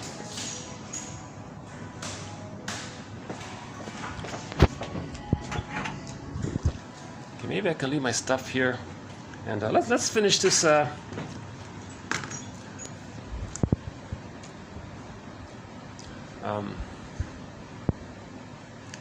Geez, my batteries are. You know, something's happening with my computer battery. It's running out. I got a very, very old laptop. It's 20 plus years old. The battery's starting to really wane on me here. So maybe I'll just stay and try to finish this video. As much as I like it down there. So the paranoid schizoid, we talked the splitting. So it's an umbrella term to describe splitting, projective identification,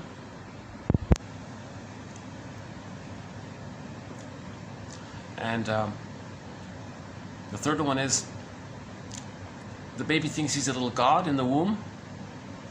He's stuck there. So in the paranoid schizoid position, he's chasing this attitude that he falsely believed that he was a little god. So that's the narcissism. So he has an image of himself from the past in the womb as the glorified self, the idealized self, some kind of ego ideal, his perfect self or something. So he's chasing that image. Now, if he's chasing the image of himself as being a little god, called primary narcissism, he's always going to put others down, shame others, to have that one-up position that he's so important. You can't give them feedback because that means the other knows something about them. So they'll have narcissistic rage from the narcissistic injury. So this is a false identity because the baby wasn't a little god, and they think they're supposed to be a little god. That's a false identity. So you question their narcissism, they get enraged because they don't know who they are anymore. They face all that shame, they can't do it. So they'll be aggressively, in their shaming humor and dark humor, they'll aggressively want to humiliate you in some way, and all their aggression is for that, to preserve the false image of themselves. So that's another one, the cynicism. Cynicism gratifies infantile megalomania. So they want to hold on to the infantile megalomania, Bergler says. And the fourth one is the manic defenses. So I'll just leave that fourth one for a minute. So those are the three main ones, I think, in the paranoid schizoid position: the splitting, projective identification, and the infantile megalomania. So if you study those, now those three are separate threads in 1001 Windmills of the Mind. You could literally, in our little mini search, in the mini search engine here in this channel, Psychoanalytic Self-Awareness Quotes, there's a little mini search engine embedded within the channel. If you type in a phrase or a jargon, you can get the quotes for it. Yes, you have to search around for it, but it's there. I think I've saved people a lot of time to find the best quotes in these topics. I think the best thing is to have the collection. You know, buy me a coffee, buy me one of these coffees, and you get the full collection. It's a great deal. 2 people so far have taken advantage of this offer. The link is posted below. Another feature of the paranoid schizoid position is called part object relating. The baby is just relating to the breast. That's a part of the mother. Now the breast just serves him, just gives to him, feeds him, and he's stuck there. So that can lead to the greed later on. So if something is symbolic of goodness, they want to gulp it all in because they weren't satiated at the proper time. So the greed is the repetition, compulsion, the reenactment of trying to get it in. It doesn't work. If they see something symbolic of goodness, it triggers them that they can't have it, of what happened to them. So the envy, they hate the good, sometimes called grenvy. So that's part object relating. Issues first raised by a guy from way long ago called Carl Abraham. Don't know much about him. Namely, that in the beginning, the child deals in part object relating, right? The nipple, the breast, basically, rather than relating to the whole person. So the narcissistic pattern, the bully pattern, Iago pattern, they don't see others as full persons in their own right. They don't care about others. They only think if others can be useful to them. That's the part object relating. The breast is useful to the baby. They're stuck in that place of, is the other thing going to be useful to them? Right? So that's called part object relating. So that's another feature of the paranoid schizoid position. Right? Not caring, lack of empathy, not caring about others, lack of caritas. Do we have it here? The caritas one? Oh. What happened to the caritas one? Oh yeah, we've got the caritas. I mentioned it yesterday, the caritas one. The caritas. Meaning you see the other, and you see the other as a full person and they have value. That's the caritas, a Latin word for, here, caritas, this one here. The concept of love and reparation. Okay, so what follows, what's meant to happen in normal development is the paranoid schizoid position is healed, and the person progresses forward, matures forward into what's called the depressive position.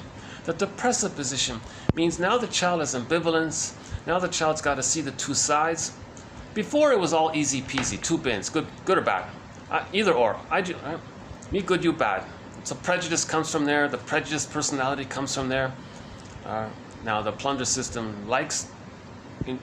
encourages the prejudiced personality, because if the plunder system encourages the prejudiced personality, then those who have the prejudiced personality can then go out and plunder and pillage, because you evoke in them the goddess and demon mentality of the splitting mechanism of one good, one something, either or, all good or all bad. Then with that, they can plunder because they're bad and they're good, Now the victims become the pool of poorly paid workers who do all the work, and all the goods are handed over to the goods, and they don't care about the other because the mother never cared about them. Someone said, "Don't you care that you're creating all this poverty in the plunder?"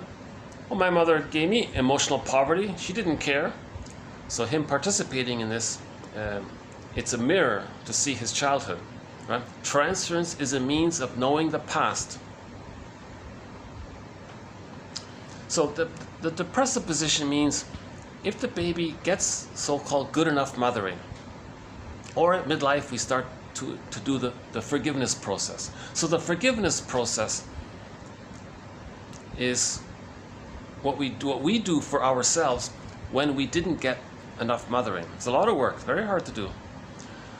Okay, so when the child does get more love than shame, the images of the mother as goddess and demon start to come together, and a new image is created that represents the frustration and the love of the mother to the point where the child can see the wholeness of the mother. Now this phase here, it's sometimes hard to do because sometimes the baby's angry at the mother, but wait a minute, the mother loves him. He needs the mother, he loves the mother, but the mother's hurting him. But he can see the two. So that's called the depressive position, where the child can see the two sides of it. So later on, when a person can see the two sides of a situation, when they can search for the third side of the coin, which holds the two sides of the coin, the other two sides, okay, it's hard to do. Tolerating ambivalence, seeing the two sides. They're human and pained. They're in their dilemma. They're repeating and reenacting, but they're human and in pain. He's human and he's in pain and he's in reaction. So you're seeing the two sides and the humanness of it all. It's called Ubuntu. Ubuntu. Now, when you value your mystery and their mystery, that's called caritas. The concept of love and reparation, okay, developed by Klein, is captured well by the term caritas, a Latin term here. So in Latin, it's defined as affection, love, or esteem. The term connotes the value of the object loved rather than the intensity of desire. So it just means it's like a term of endearment. You value them for who they are, and he says you honor them. When he uses the term honoring, Barry Grosskopf in his book, in both books, he means when you say you love them, it's not about your desire for them, your wish for them. It's about you value, you see their value, you see their endearment, the dearness of them. You see the dearness of them. That takes place in the depressive position, where we get to that place of caritas. So we want to move from part object relating and using and exploiting and shaming to communicate that we'll move from all that chaos to the more normal condition of love your wounded neighbor with your wounded heart, something like that. Now art can be an expression of some of this. Artwork as a symbolic act of reparation, because maybe you're trying to face some of your pain and trying to heal things and apologize and express your anger, and maybe you're trying to heal the splits, right? See the balance. Art as a symbolic act of reparation, but also let's not forget that art can also be about coming to terms with the real world out there, but we project also onto the real world. Last one here. He may use the group as a container to hold some of his unwanted aggression and projection. So he's presenting the theory that maybe sometimes people are nice to each other within the plunder system, but they're all filled with anger, of course. So they support some external entity that's all about expressing anger, and that serves as a container for the individual's anger, so they don't face their anger because the others are expressing their anger for them. So their anger is externalized. Now they're all nice to each other, having a cocktail party or something, right? While the others are expressing their anger for them. So this outer group is a container to hold the individual's anger, and those members can now be nice to each other. If the others weren't expressing their anger for them, they might be overwhelmed with their own anger. Something like that. So the client may use the group as a container to hold some of his unwanted aggression via projection.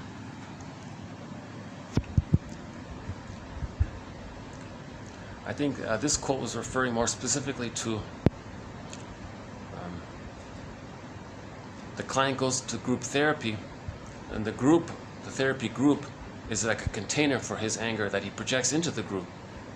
So if there's anger, if the group shows some, as a collective shows some anger, he doesn't feel his personal anger, something like that. It's a huge question mark about this.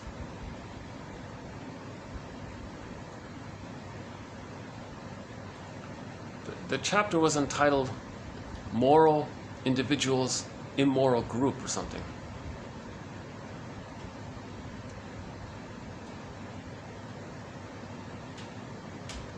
I just started his book. I just glimpsed the first intro part. Interesting guy, Alfred. C. Fred Alfred. We'll have more quotes from Alfred. We have some other quotes from him, from another one of his books. So in the search engine, if you type in C. Alfred, or just Alfred, A-L, Ford, Alfred, you'll get his quotes here. So we'll update his work here. I just discovered him. I just rediscovered him. I got a glimpse of him earlier on, but didn't follow up. I think now I need to follow up, because he's trying to apply Melanie Klein's theory about the positions into understanding things like art, group behavior, social phenomena outwardly. Why do corporations act so cruelly, but maybe the individuals can be nice, maybe nice people, but in their own company they're doing something cruelly.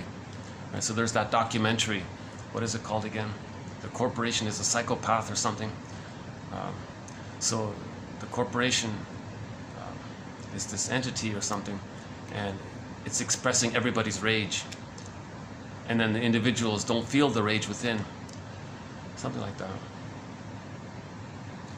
Yeah, that needs a lot of work. That needs a lot of work. Okay, the next one here is a continuation from the last video, from the self-help book. From the self-help books, 2 books called Forgive Your Parents, Heal Yourself, and Hidden in Plain Sight, Understanding Your Puzzling Emotions, both by Barry Grosskopf. I think it's Grosskopf. Sorry if I'm mispronouncing it. And his wife as well. Mostly from him. So most of the quotes are in the last video from him. Because of space limitations, I couldn't fit it all in. So these are sort of a tag on to the last video from him. So, with or without words, emotional lessons from the past are transmitted from parents to children. Unless we understand these forces, we may spend our lives reacting to emotions we have never properly identified. By making the effort to imagine our parents' lives as they were growing up and while they raised us, we can appreciate what they endured as well as what we inherited. We can appreciate what they endured as well as what we inherited. Unless we heal ourselves, we pass the pain on to our children. So if you know the pain your parents has experienced, if you know what they endured, if you know that they were just in survival mode, if you know that their golden ball was lost and they're just operating out of the amygdala, the survival mechanism, personality part, fight and flight. Right? So they're operating out of the paranoid schizoid mode. So if you know the pain they're in and what they're enduring, then you know what you inherited. Then you know how something got passed on to you. Okay, so the parents had complicated grief. Because they didn't get a secure attachment style. They're not going to give their children a secure attachment style to reenact how they didn't get a secure attachment style. Now they can reenact it two ways. They can directly, well, the main way they reenact it is that they're just going to directly, they're going to be the aggressor. They're going to shame their children to communicate that the mother shamed them, as if to say, look, mother in the mind, you didn't give me a secure attachment style. Now my child here, your grandchild, I'm going to reenact it. I'm not going to give your grandchild a secure attachment style to reenact how you didn't give me a secure attachment style. Now he's angry at the mother doing this because he's become a caricature of her. Why should he shame his grandchild? Why should he shame his own child in this battle with his mother, which is now an image in his mind? Why is he doing this? So he's really angry if he's doing this, right? Number two, he's protecting her because he's still being loyal to her, because he's still attached to her. So he's not directly expressing his anger at his mother. He's putting it onto the child and expressing his anger in a sideways way by shaming the child to communicate that the mother shamed them, but he's not directly expressing his anger at the mother. So Morton Keysen says, if you're going to be angry at the child, no, don't be angry at the child, be angry, go upward, be angry at the mother. Save the child by directing your anger at its true source. It's a very key quote, 2191-3 by Morton Keysen.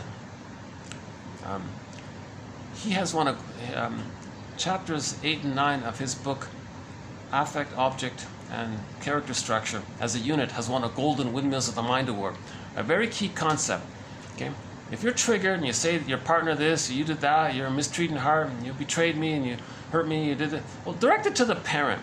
Because the partner just triggered something from the past, that came from the parent. At least direct it to the parent and then realize you're operating out of images that you created. But as a first step, at least direct it to the parent. Then you can look that it's coming from the templates, the psychic templates, the memory structure system, the architecture of the unconscious, the scripts, the schemas. It's coming from the schemas. But to get to the place where you see that it's coming, that it's an intrapsychic experience that you're feeling, direct your blaming and accusations to the partner, transfer it back over to the parents. Because the script was, protect the parents, don't express your feelings towards your parents. Okay? Then it gets displaced onto safe others. So the partner does some trifle, that anger you have to the partner, direct it to the parent. And there's a placard. One woman has a placard. She said, if you have a problem with your identity, take it up with your parents. That's a very good placard. Next one here. Evasion of honest self-scrutiny leads to the stress that a partner must defend against. Right?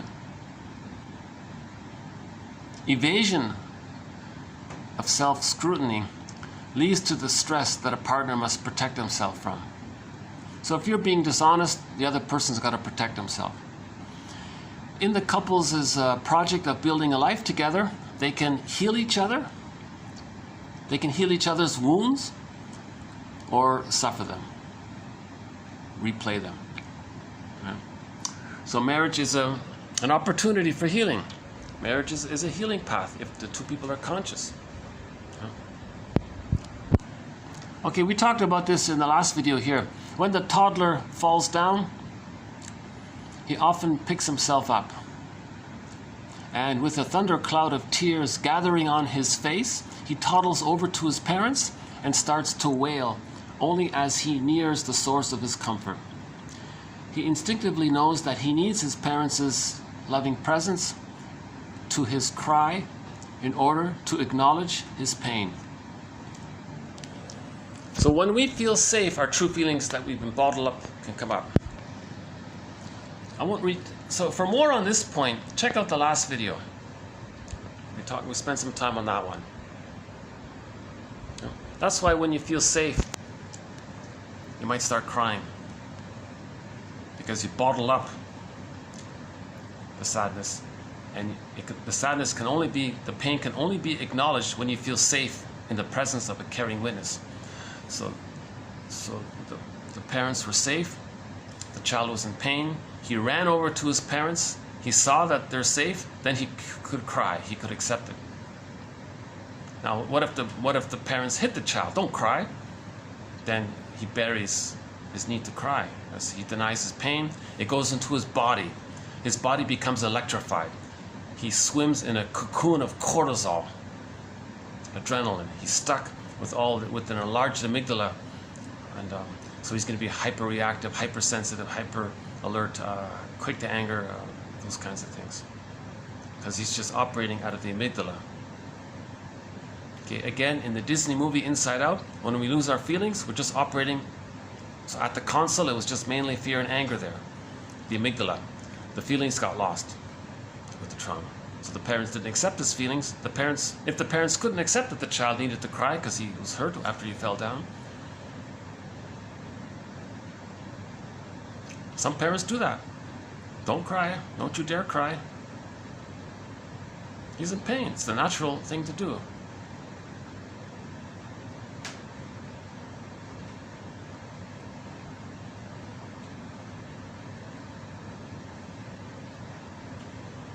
So I gave the example about driving on the highway or on a country road. You're safe. A song comes up that reminds you of a good time. Now you kind of feel safe. All the stress you've been carrying up until that point, and the sadness around all that, and you might start crying because you heard a song. Now, if the song was related to your first love, let's say, so you're reminded of the first love, and you never mourned the loss of it, you never cried about losing the first love, and you're reminded of it, but you feel safe in the car with the song there, and the song triggers the reminder, and you feel safe in the car, you might cry at that point for that reason as well.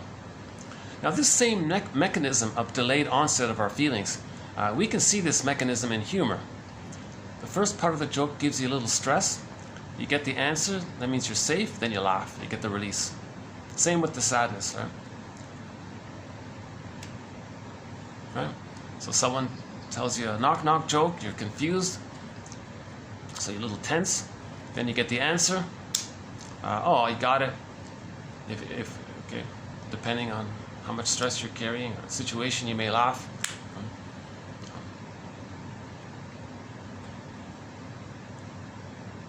That's why if you're very, I notice this, if you're very, very stressed, you might laugh at some really simple sitcom, because you're just dying to get some kind of release, so you'll easily, they can trigger up the mechanism of you feeling stressed. They create some tension in the sitcom, then they're laughing. You may tap into that for yourself or something. It's called the benign violation. It's called the theory of the benign violation theory of humor. So the first part of the joke is a benign violation of your expectations in reality. If I say to you, what's 5Q plus 5Q? So there's a violation of your understanding of things. What do you mean? What's he talking about? What's 5Q plus 5Q? Who does that? Who asks a question like that? So you're a little confused. There might be a little tension there. And you're worried about, is there supposed to be an answer there? Is there supposed to be some kind of answer? The person might feel hesitant, and he might, in a confused way, say 10Q, and he's still confused, but then you reply by saying you're welcome. He then realizes that he just said thank you based on your reply. So you tricked him to say thank you, and he might laugh about it, because gratitude is a happy, safe feeling if you feel gratitude. So you made him get in touch with the idea of him having gratitude. So it's one of my favorite jokes personally. Another one I like is we can all live like nomads. People might think, so it's the benign violation of your expectations. What are you talking about, live like nomads? So you're confused and you're tense. I can't live like a nomad.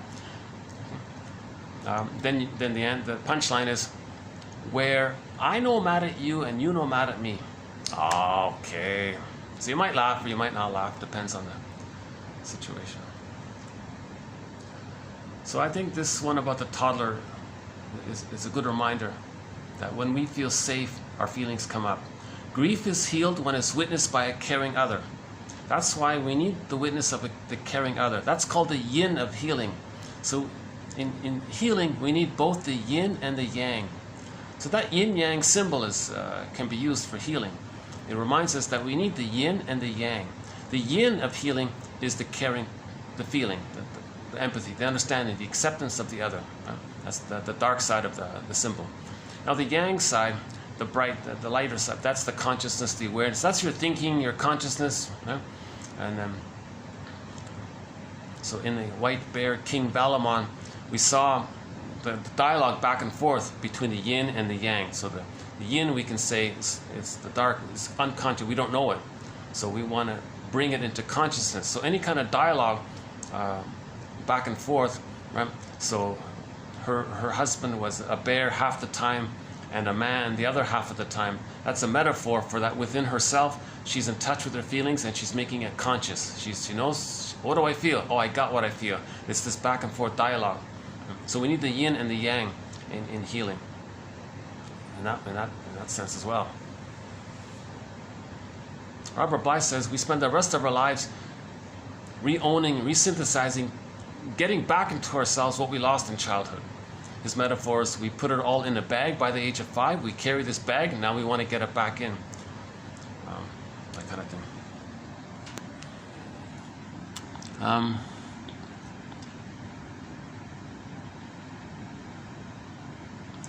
Yeah, okay. A client in his 50s described living with his grandmother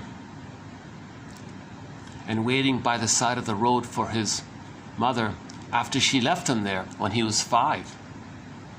Wow. And then for 6 years, hours each day, he waited for her. This man in his 50s, he still had the face of a hurt little boy when I met him. He couldn't grieve. The little boy couldn't mourn it. So he was waiting for her to return. And she never returned. So he's hurt by the complicated grief. That boy needs to talk about it.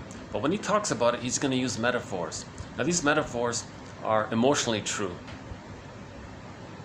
They're not going to be literally true. He's trying to describe his feelings through metaphors, or his play, or his video games, or I don't know. He's angry, right? Video games, he's enraged, The next one here. The next two are from his wife, Barry's wife here. By feeling how urgently her mother blocked out emptiness and disappointment with alcohol.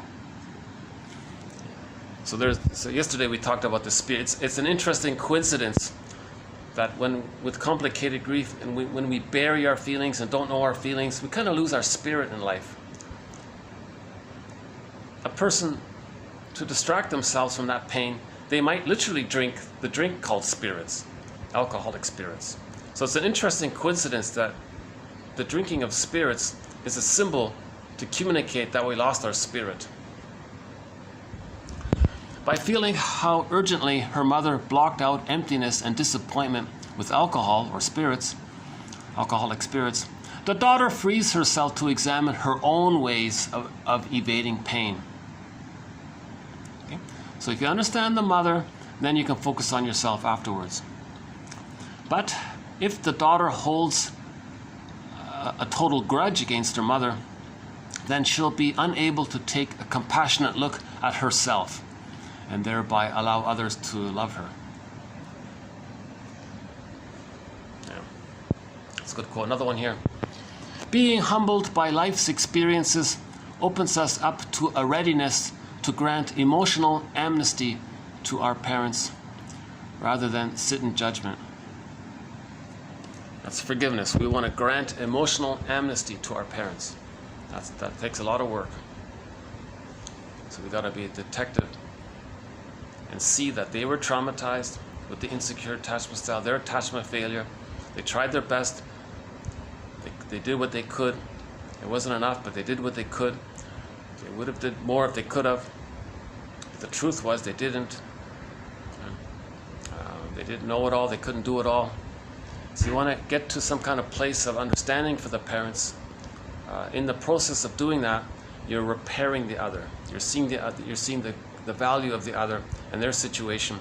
Then you see the value of yourself and your situation. And there's a mourning process during this too. Reparation of the other leads to reparation of the self.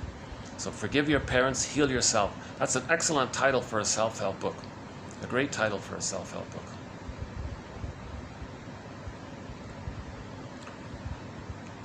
Okay, last one here. For this last one here is a very tough one here. Look at that, my battery's on. Oh my God, my battery's just a couple minutes left. Jeez, not even 2 hours in. Wow. It used to be that my battery could last 4 or 5 hours. That was 2 years ago. Now we're down to less than 2 hours. Huh? Jeez.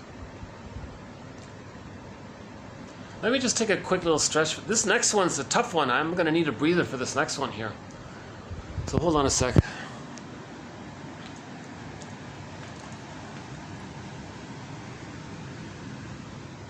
You know, I probably could do it downstairs now, huh? Maybe I could use the comfort of the outdoors to do the next quote. Yeah. Something there.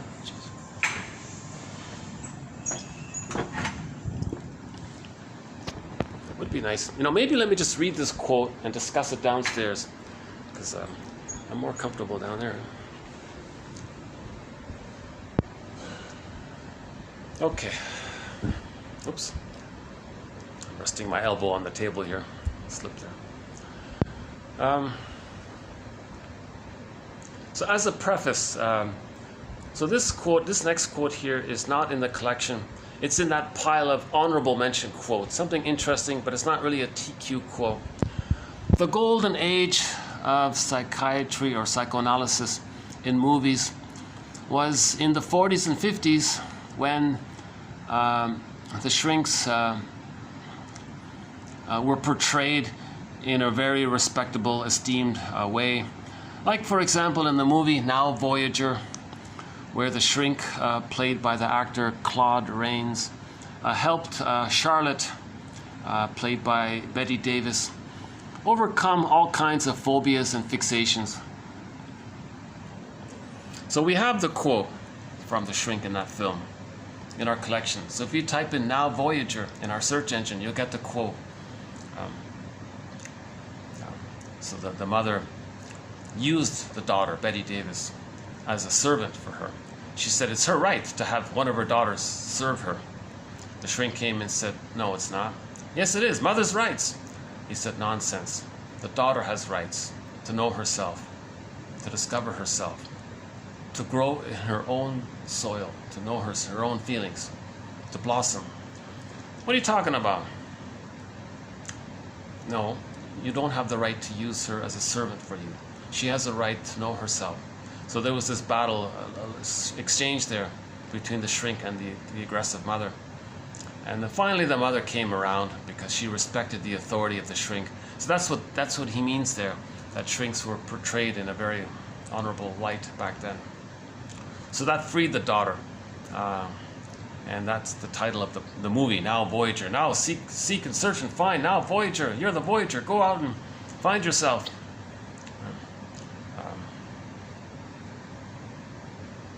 Yeah, so the exact quote is in the collection there. Or better yet, just watch the movie, just for that scene mainly. It's not I don't think it's a great movie or anything, but it's a dramatic movie. Yeah. And the other classic one is Lady in the Dark. And the third one was Spellbound. So we have the quotes from those three main films that portray psychoanalysis in a somewhat helpful light, positive light. Things now, interestingly enough, 1960, maybe a twist took place. Now maybe things turned. But in the 19th, so there was a horror film. So this is where I'm going with the crime. So this next quote actually fits in both with our thread on quotes from movies and TV show quotes. This next one here, 2414, is also related to our thread on crime. Now, I don't want to talk about the film. It's a horror film by Alfred Hitchcock. I'm not interested in that.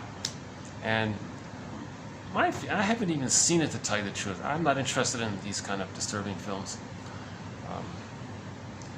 But I came across it by chance because I was watching the TV show Judd for the Defense.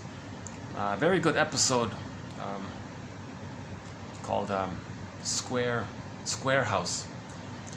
It was about crime, and it was there was like a kind of a counselor in that film, and he looked familiar. So I out of curiosity, I searched his name in the YouTube. What's his name again? Something Oakwood. Colin Oakwood. I think it's Colin Oakwood. Is that right? Something Oakwood.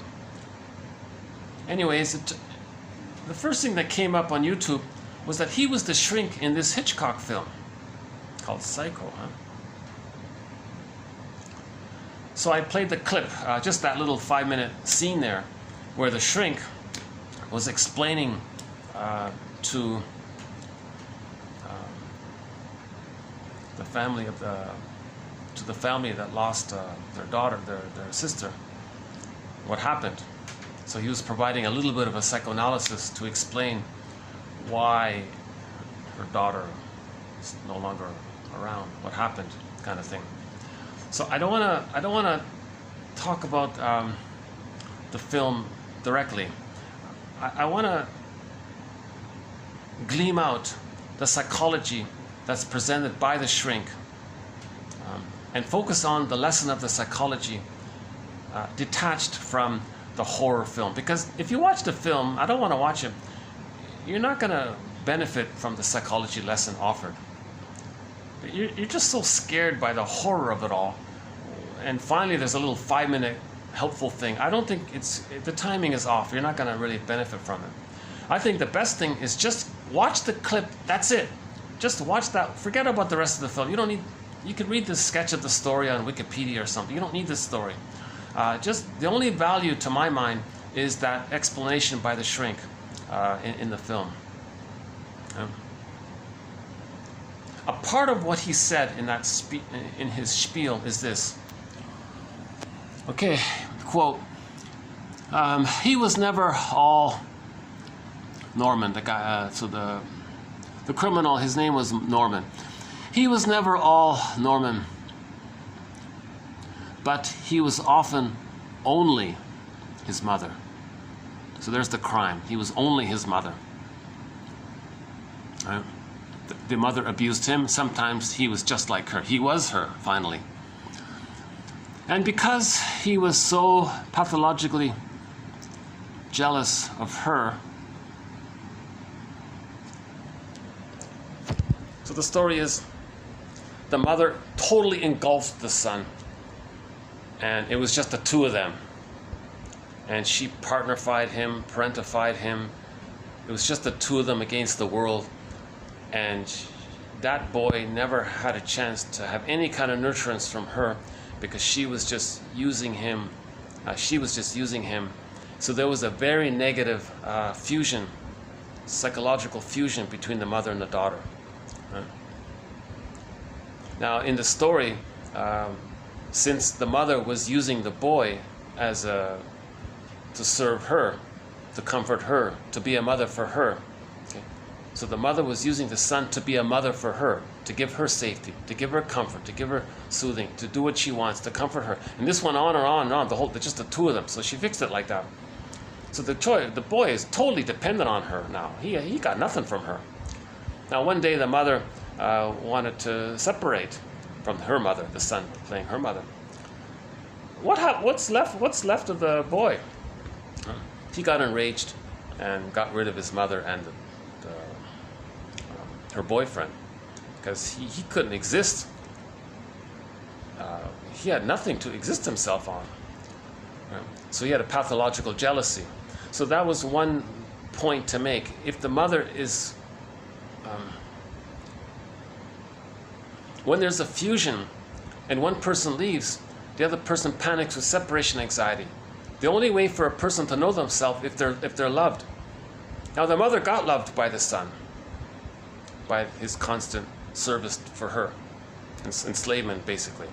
So finally she felt she wanted to experiment and differentiate and know herself by dating another guy. Whoa, what a reversal. Okay, so that's a spin on the lesson. That's a spin on the lesson that if the son isn't loved by the mother, he can't know himself. He can't experience separation anxiety. Now the mother's playing the son. Now she's trying to experiment with separating. What an awful case, right? So now, because of this blurring there, where the mother parentified the child, so the mother was so aggressive towards the son. She was so aggressive towards the son. The only thing he can do is become her, to have her, to become her. So the only connection to her is to become her. So he became her. Okay. Now remember, he was jealous of her, and he becomes her. He assumes that she's going to be jealous because of the fusion. And because he was so pathologically jealous of her, he assumed she was as jealous of him. So now, if he becomes her in his mind, let's say Norman later on likes a girl. There's the jealousy, rage thing. He's going to reenact it. Therefore, if he felt a strong attraction to any woman, the mother side would go wild. Okay. So this is an over-the-top exaggeration. So let's just borrow the lesson of it. If in our mind the mother rejected our autonomy, if we have an interest later on, the mother squelches it. Okay. So never mind the literal story of the horror film, forget that. The lesson is, if the child has self-initiative, real self-expression, a real need, a real wish that comes up, and the mother slams it, whatever. Okay. Later on, so that's a memory, right? Now later on, if he has a wish himself, the memory is going to squelch it. Now this was portrayed externally in the horror film. I don't want to go there again, right? But that is an over-the-top, extreme depiction of this dynamic that's going on within. So let's use the story of Psycho as a metaphor for something that's going on within. It's a metaphor. So let's treat the movie Psycho as a myth, as a mythology. Just treat it like a myth, teaching us psychology. So the psychology is, there's a part of us that we identify with that sabotages us because the mother sabotaged us. So we sabotage ourselves. Okay. So that's the main idea. So that's from the clip. So I have a copy of the clip. The volume is very low. I don't even know if you'll hear it. I've got it on max volume here. So have a listen to this clip. And if you don't hear it well, I strongly recommend you listen to it on YouTube. Just type in The Shrink from the film Oakland. I think it's called Oakwood or Oakland. It's either Oakland or Oakwood. Anyways, listen to his speech here. So here it is here. It's about 5 minutes long.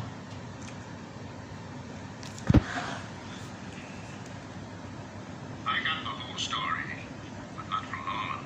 I got it from his mother. Norman Bates no longer exists. Norman Bates, oh, can you hear it? He only half existed to begin with. And now, the other half has taken over. Hold on a sec. Is it that low? Hang on a sec. I think get a. Is that as high? That's as high as it gets. Yeah, sorry. Let's start over again. Hopefully you can hear some of it. I got the whole story, but not from Norman. I got it from his mother. Norman Bates no longer exists. He only half existed to begin with. And now, the other half has taken over. Probably for all time. Did he kill my sister? Yes. And no. Well, now look, if you're trying to lay some psychiatric groundwork for some sort of plea, this fellow would like to come as a psychiatrist has to lay the groundwork. He merely tries to explain it. But my sister is... Yes. Yes, I'm sorry. The private investigator, too. If you drag that swamp somewhere in the vicinity of the motel,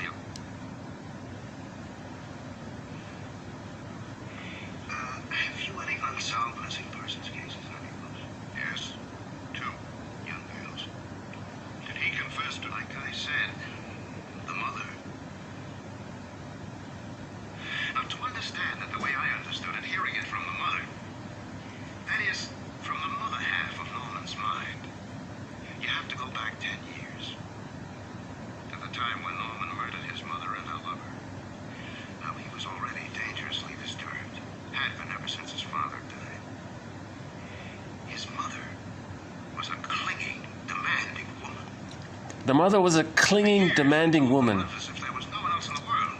Just the two of them. Then she met a man. And it seemed to Norman that she threw him over for this man. And that pushed him over the line and he killed them both. Matricide is probably the most unbearable crime of all. Okay, the next part is about unconscious guilt. Most unbearable to the son who commits it. So, he had to erase the crime, at least in his own mind. He stole her corpse. A weighted coffin was buried. He hid the body in the fruit salad. Even treated it to keep it as well as it would keep. And that still wasn't enough. She was there, but she was a corpse. So he began to think and speak for her, give her half his life, so to speak. At times, he could be both personalities, carry on conversations. At other times, the mother half took over completely. He was never all Norman, but he was often only mother. And because he was so pathologically jealous of her, he assumed that she was as jealous of him. Therefore, if he felt a strong attraction to any other woman, the mother side of him would go wild. When he met your sister, he was touched by her, aroused by her, he wanted her. That set off the jealous mother, and mother killed the girl. So after the murder, Norman returned as if from deep sleep. And like a dutiful son, covered up all traces of the crime he was convinced his mother had committed. Why was he dressed like that? A transvestite? Not exactly. A man who dresses in women's clothing in order to achieve a sexual change or satisfaction is a transvestite. But in Norman's case, he was simply doing everything possible to keep alive the illusion of his mother being alive. And when reality came too close, when danger or desire threatened that illusion, he'd dress up, even to a cheap wiki board. He'd walk about the house, sit in her chair, speak in her voice. He tried to be his mother. And, now he is. Now that's what I meant when I said I got the story from the mother. You see, when the mind houses two personalities, there's always a conflict, a battle. In Norman's case, the battle is over, and the dominant personality is won. And paid $40,000. Who got that? The swamp. These were crimes of passion, not profit. Yeah, I don't think you heard it, did you? Look up, I think the clip is called Psycho, the film, and then The Psychiatrist. It's very insightful. The thing to do is to understand identification with the aggressor. And he becomes the aggressor. Because of the fusion, the blurring there, the self and the other blurring, things swap around. So he was jealous of the mother. He becomes the mother. He attributes his attitude of jealousy and gives it to the mother and assumes that the mother's going to be jealous of him. Now, if he himself does something autonomous for himself, the mother side of him is going to berate him or squelch him. So if we think of this movie as a myth, just as a myth, like a Greek mythology, then the image is that something that belongs to us gets lost, souped down. Okay, we don't have to literally scare people with a story like that. But if we think of it as a myth, that speech, that spiel there by the shrink, how long is it? Whatever, 4 or 5 minutes, whatever it is. I got the whole story, but not from Norman. Yeah. So the message is, mothers can't smother, be clinging and demanding on their child. Oh my God. That's awful. She's acting like the enraged, needy infant clinging to the breast, and the son fills in the role of the breast. What's going to happen to him? Or the daughter, if it's a girl? What's going to happen to that child?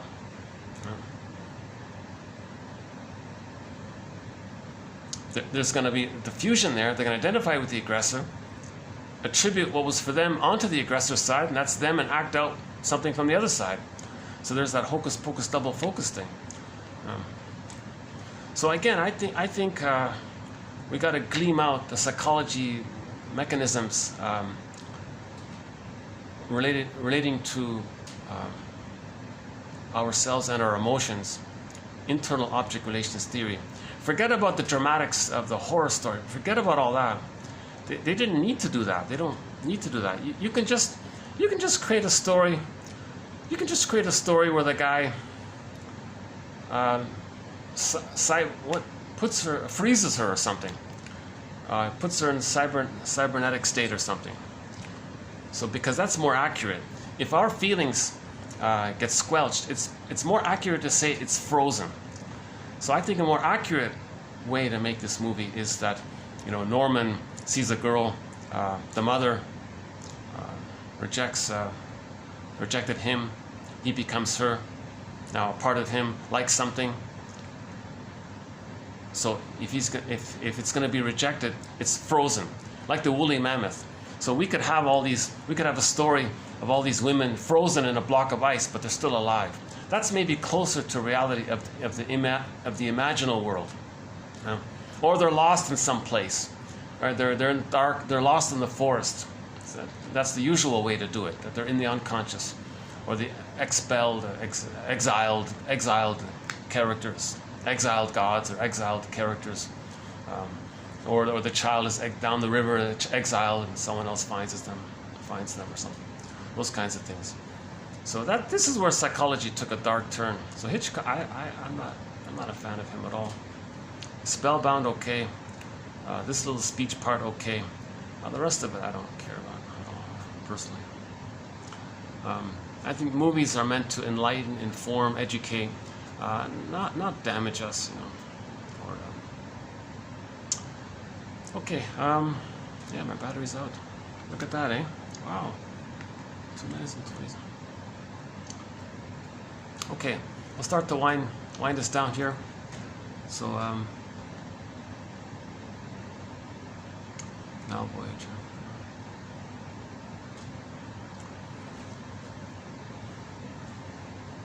Transference is the means of knowing the past. Let's play a song in the background here. Calm Me Down, Up the Ladder. Up the Ladder to the Roof by the Nylons.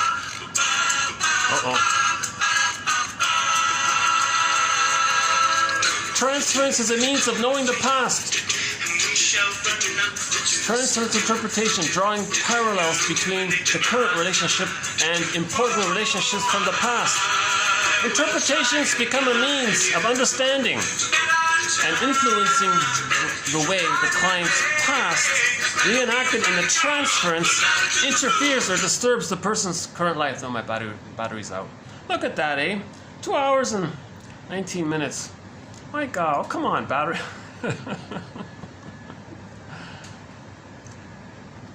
Okay, I think what I can do is bring the power plug. If I can use this room again, I'll bring the power plug. I might be able to extend it. We played that song recently by the Nylons, Up the Ladder to the Roof. That's it, eh? So I can't read the rest of it. So all of the quotes are posted below. Just click the little more link there, the see more link. I hope some of my discussion maybe offered some stimulation in moving towards being aware of what the authors are saying. I'm trying my best to understand what the authors are saying. Someone like Levy, a very important book. It's just called The Principles of Interpretation. The other one is from Alford. Intellectual guy, very intellectual writer. He's stimulating in his intellectual writing, although you got to be kind of patient with him. He doesn't know the answers, but he's an intellectual. He's curious in his intellectual searching, so he's helpful that way. And the third one was the Barry Gross cop. And we did two movie quotes, one from the Psycho film.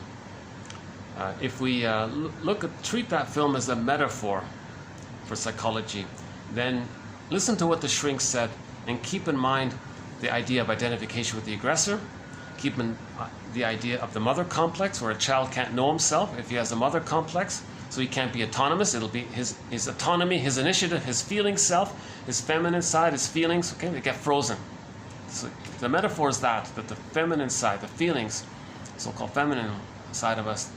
It's interesting that they associate to the man that the feelings is a woman. Interesting how that came about. Anyway, so the story is the women were missing. It's just, let's imagine as our feelings get repressed. The earth opens up and this core gets sucked down into the unconscious. So our feelings get put into the unconscious. So that spiel there is a metaphor for how our feelings get sent down into the other world, into the unconscious. It's not gone, it's not disappeared, it's not, right? It's there, it's just stuck or frozen or lost, that kind of thing. And the feeling may be a lot of shame around it. Feeling is, where is it? And it's a very painful feeling to lose our feelings. That's why we engage in transference, to replay and repeat so we're not so pained, to get a better past. So we're trying to get a better past because that's our thinking that we're trying to heal, something like that. So that's what the psychoanalytic idea is partly about. And the comedy one from the Help Me Help You, starring Ted Danson. He's the guy was he the bartender in Cheers or something? I don't really know that show. I think I only saw 1 or 2 episodes or something. It was kind of gloomy that I didn't find anything cheerful about that show. It was in this dark bar and these boring dialogue, cynical dialogue. I didn't find it enjoyable at all. So this is the first and only time I like this character, Ted Danson, in this one pilot episode. And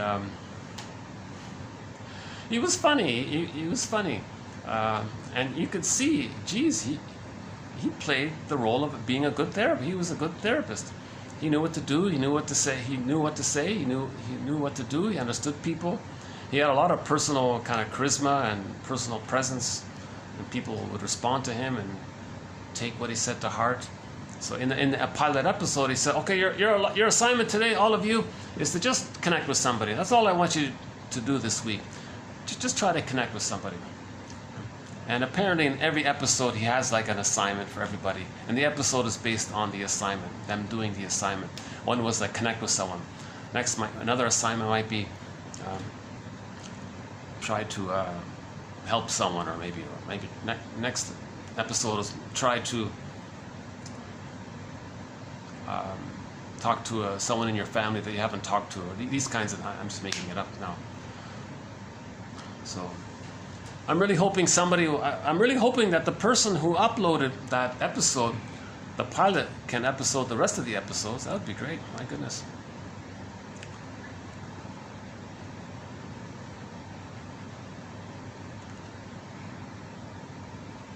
It's ironic that a good show,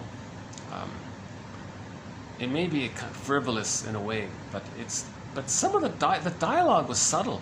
There was some subtle little things in there.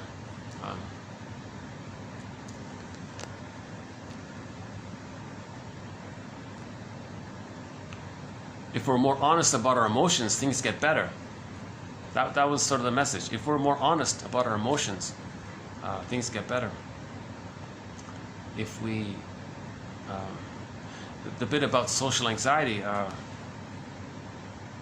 that's because you're projecting the critical mother onto others, and you're anxious because you think the person in the present is going to be the critical mother towards you. So you're anxious around that. You might say awkward things around that. Well,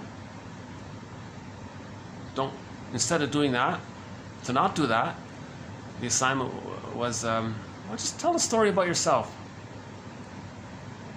And that way you're not going to project the witch mother onto others and think they're so dangerous. We're talking about unconscious fantasies, right? And what was the other one? The anger. Oh, the one guy had impulsive anger issues. Oh yeah, the trailer was included. The promo trailer was included, and he went on this big rant about in the waiting room. Why don't you have some reading material? Anything.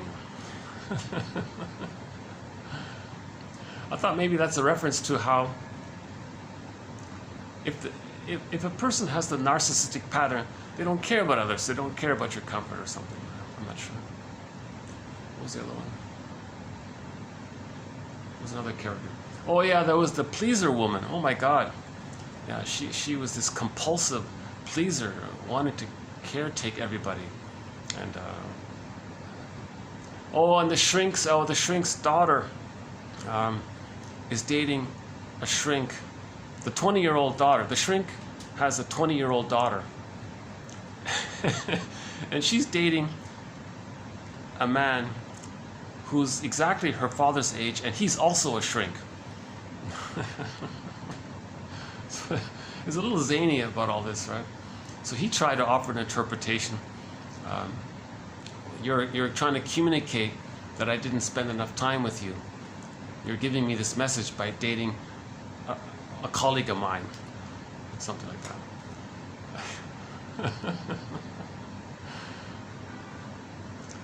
that. Let's see.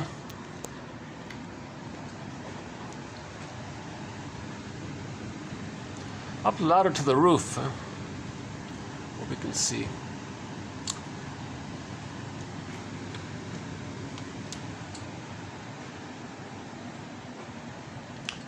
Should we end this video? Oh, I can't play a song. Oh, what a pity. I usually like to end the video on a song. Somebody's taking my spot. Huh? Okay, let's walk around it. Well, maybe I'll use the music that's playing in the background in the hotel here. I can't make out the lyrics, but let's see if we can end on with some concluding thoughts here.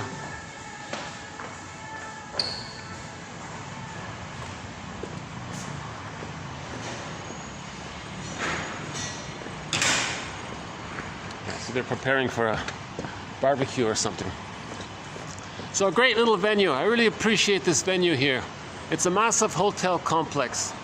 It's a friendly atmosphere, actually. A lot of nice people. Little pool here.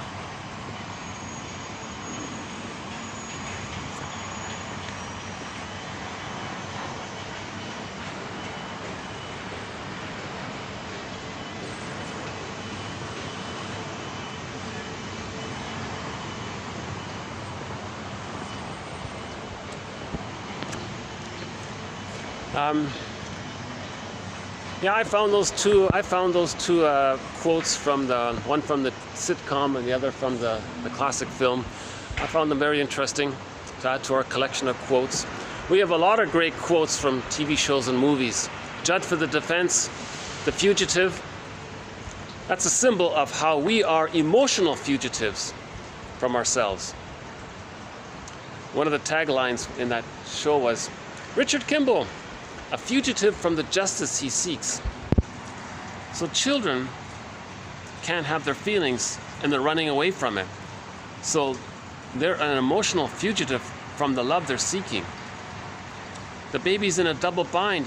He's got to turn to his mother to have his feelings, but she's rejecting his feelings. So he's running away from the pain of that, but he's got to find her to have his feelings. So he's an emotional fugitive from the love he seeks. So many children are emotional fugitives from the love we seek, and we can become stuck like that. That's symbolized, okay, as a metaphor by the TV series called The Fugitives. Fugitive, starring David Jansen, a psychologically minded show to some degree.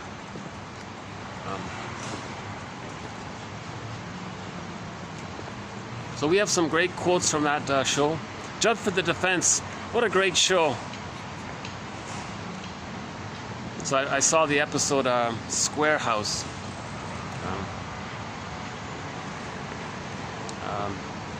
Yeah, about how the main guy there, you can really see how he doesn't care about others. He just only cares about himself. Very selfish. But very interesting. Very interesting snippet. My theory about that episode is that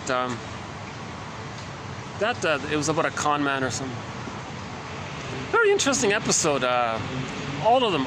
Judd for the Defense. Also not on DVD. Oh my God, the best shows are not on DVD. Judd for the Defense. Oh my God, how is that not on DVD? This help me help you. That should also be on DVD. Oh my God. But that, I mean, as a question mark, I have a question mark about the conclusion of that episode, Square House. So here's a guy who orchestrates a situation. He orchestrates it. Right? He orchestrates a certain situation where he then coaxes another to do something wrong that allows him to do something wrong, where he can then say it was self-defense. But he arranged it all so he can get away with saying it was self-defense. In other words, he tricks someone to attack him so he can return and say it was self-defense. But he orchestrated the whole thing. What does the judge do? What should a judge do? Because technically, in that specific moment, he was acting in self-defense. But how do you prove he orchestrated it to get that outcome where he can be freed by it? So he wanted to commit the crime and be exonerated, be free of it. So how does a judge know? You see? So I think the point is, in practical life, the judge can't know. But we as a viewer are meant to see the psychology that we unconsciously evoke rejection. We taunt others to reject us, and it's a self-defeating behavior kind of thing. See, Judd for the Defense is psychologically minded, that show. Or we can just say in practical society, maybe the practical message was an excellent judge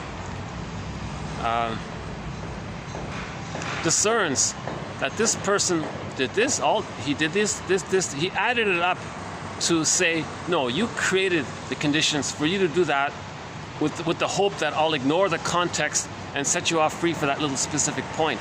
So the judge had the big picture in that episode. And I think everyone agrees with the judge. Everyone is relieved the judge. But technically, maybe in some strict legal sense, the guy would be free. And that'd be very disturbing. But we as a viewer can see that he did. Oh yeah, we as a viewer, we can see that he did this on purpose. He created this scenario on purpose to coax the other to do something that would justify him doing something. Right? So this is like creating the conditions for something. You see? So yeah, that's very similar to the plunder system, right? So in the plunder system, they want poverty, right? Poverty is created. A pool of poorly paid workers.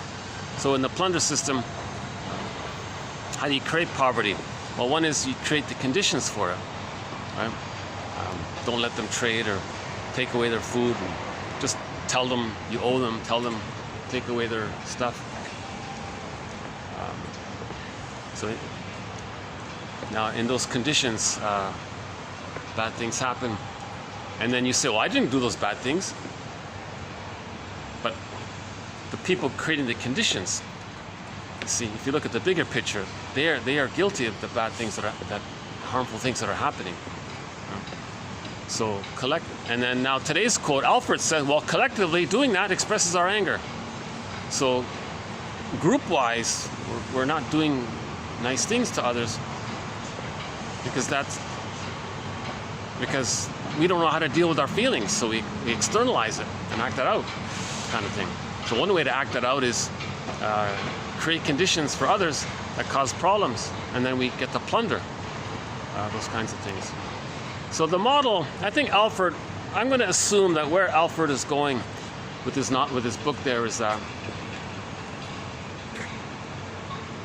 that distraction. Okay, I'll follow up with Alfred later. That if we're aware, if we have self-awareness, then we don't treat others badly. Right? Okay, let's yeah. Okay, let's take it up. Let's finish up here.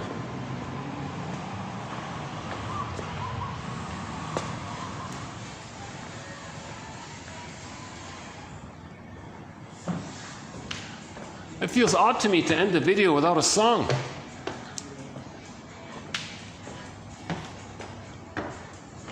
But our theme song to 1001, Windmills of the Mind. This one? Yeah. Is Windmills of the Mind, sung by Katja Epstein. She sings it in German. It's a great song. My favorite English version of that song is the one sung by Barbara Lewis. Barbara Lewis, Windmills of the Mind. Those are the two best renditions of my two favorite renditions. A distant third place would be Jose Feliciano's one. Maybe a distant fourth place might be the one by Tina Arena. She sings it half in French and half in English. But that's pretty much it. It's a very difficult song to sing. That's a very there are hundreds of people try to sing that song. To my mind, only two people got it. Katja Epstein and Barbara Lewis. Those are the only two renditions I can tolerate, really. But our collection of quotes is named after the song Windmills of the Mind, as sung by Katja Epstein and Barbara Lewis. Those two. Yeah. Okay, any final thoughts here?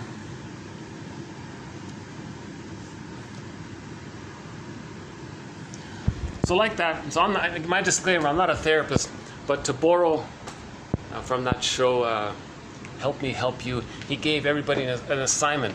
So if I could give an assignment, I would say watch Judge for the Defense. Watch that clip by the shrink in the Hitchcock films, the 1961, and see if you can think about more seriously this issue of how something in the present triggers something in the past.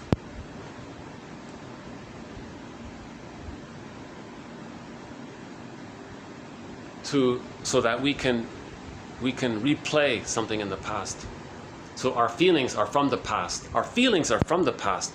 If we blame the person in the present for our immense persecutory feelings in the present, from the past that we're now feeling now, evoked now, the person in the present, it's something usually very benign.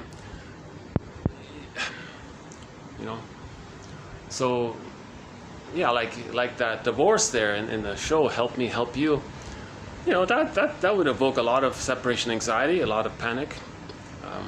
But it seemed like he managed it by the end of it all. I'm not sure. But that's a funny line. Oh my God, you gotta watch that pilot episode. So he broke up the date between his separated wife, and who was having a date with another guy. He sort of crashed in on it because he was drunk. And she, what are you doing? What are you doing here? Oh, okay, I was sorry. And then he went intellectual. This is a display of my subconscious desire to be here, or something like that. And she freaked out. You're gonna blame your unconscious? Really? You're gonna blame your subconscious? Well, your subconscious is an idiot, Well, that part, she's angry. That's why I'm divorcing you and your subconscious. But she just said, I'm divorcing your... That line there, I'm divorcing your subconscious. That's a hilarious line. That's a great little scene with the ex-wife shouting at him like that. And that's why I'm divorcing your subconscious. Because he acts mainly out of his subconscious in his relationships. Or that's the message of the sitcom, that some people maybe do a lot of things from the subconscious, that we're not aware of it. Now, ironically, people get married because the unconscious of one person recognizes the unconscious of another person. That's called transference love, falling in love. There's an immense excitement about this. So you're attracted, complementary. So your unconscious recognizes the unconscious of another, and you might get married for that reason, because you want to reenact and replay. I love you, you're perfect, now change. So they get married for unconscious reasons, and they might leave because they're overwhelmed by the unconscious expectations. Okay, I guess I'll just close it here for today. Any last thoughts here? Hold on a second.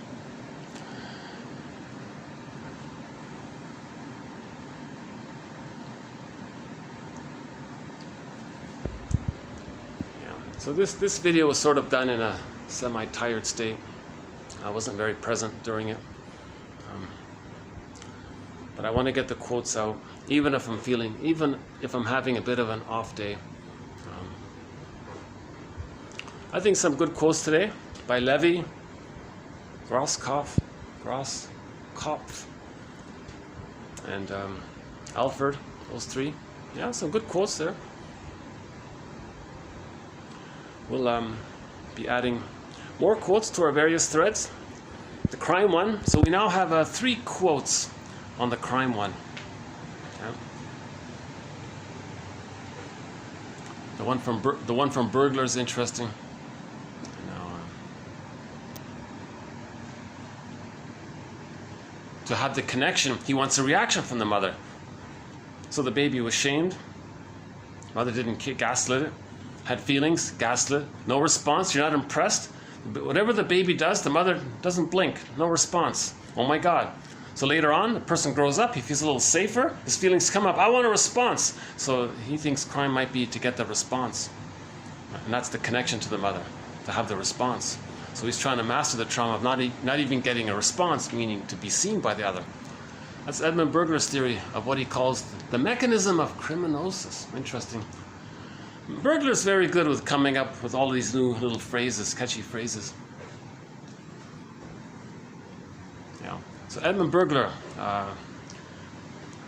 huge contributor to 1001 Windmills of the Mind. And I'm pretty confident this is the only source of his quotes. His best quotes, in other words, are mainly found here in 1001 Windmills of the Mind. It may be that if there's a final count of who offered the most quotes, Burglar's up there in the top.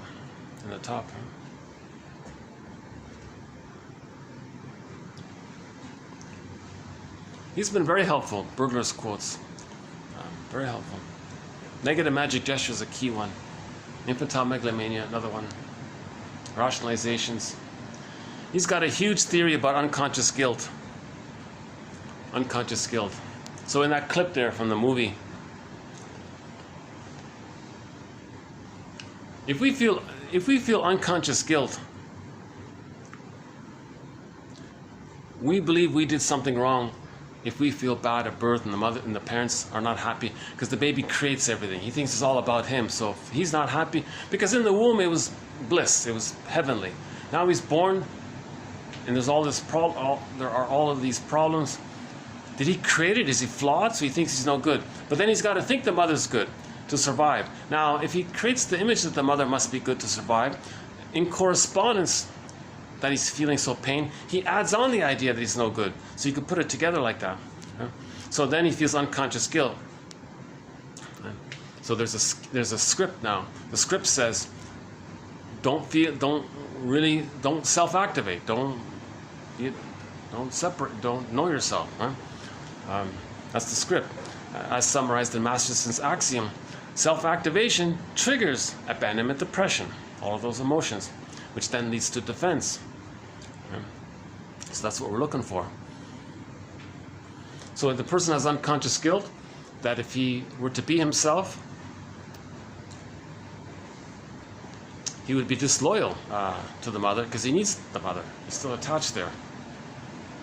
Now, when he tries to be himself, the memory says, so Burglar's metaphor is the superego, says, hey, wait a minute, you can't be yourself because the only way for you to have been yourself was if you had a perfect mother who loved you, but you think you create everything. So did you save the mother? Did you fix her? Did you heal her? Did what you do, did it work? No baby can be a mother to the mother. Right? Now Norman Bates there, he tried. So unconscious guilt, so the person, the idea is that he always feels guilty. Now Burglar adds the element that the baby has pleasure to have an attachment to the mother, but the mother's so painful. Now things get blurred like that. He calls that the libidinalization of pain, or the libidinalization of shame, or the libidinalization of guilt, whatever. And that means that the libidinalization means giving pleasure to those things. So now that's called the pleasure in displeasure principle. So he's kind of stuck like that.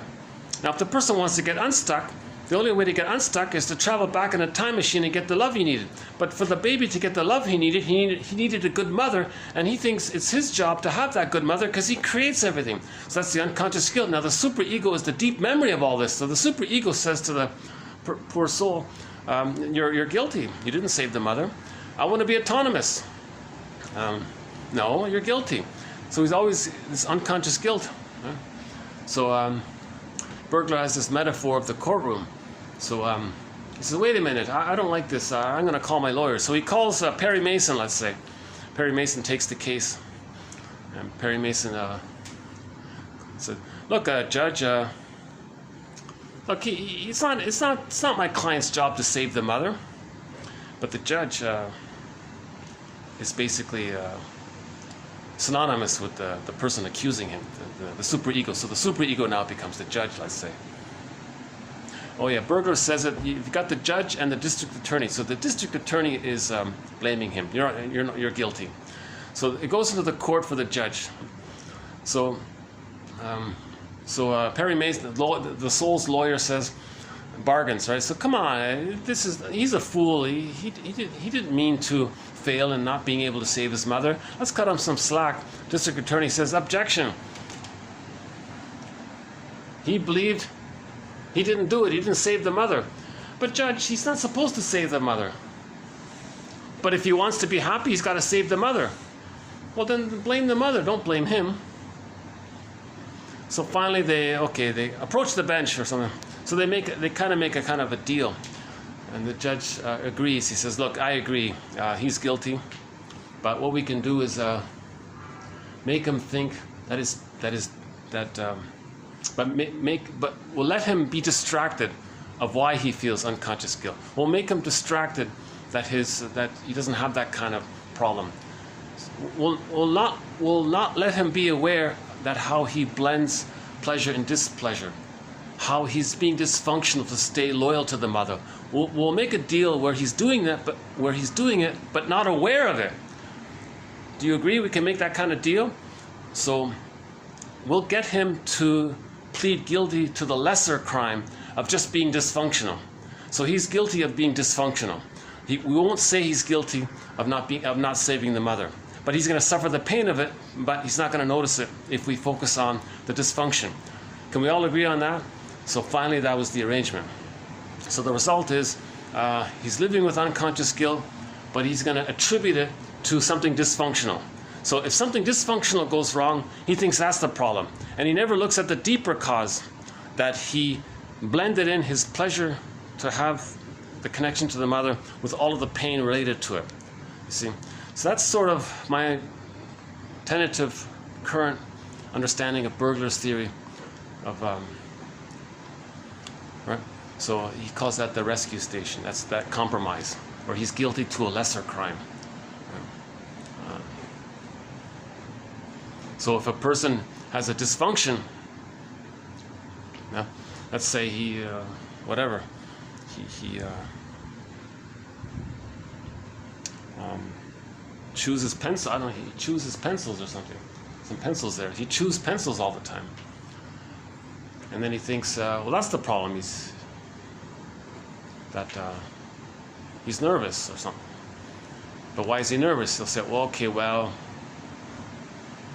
he didn't get the love he needed. Okay, and he leaves it. He keeps it superficial like that.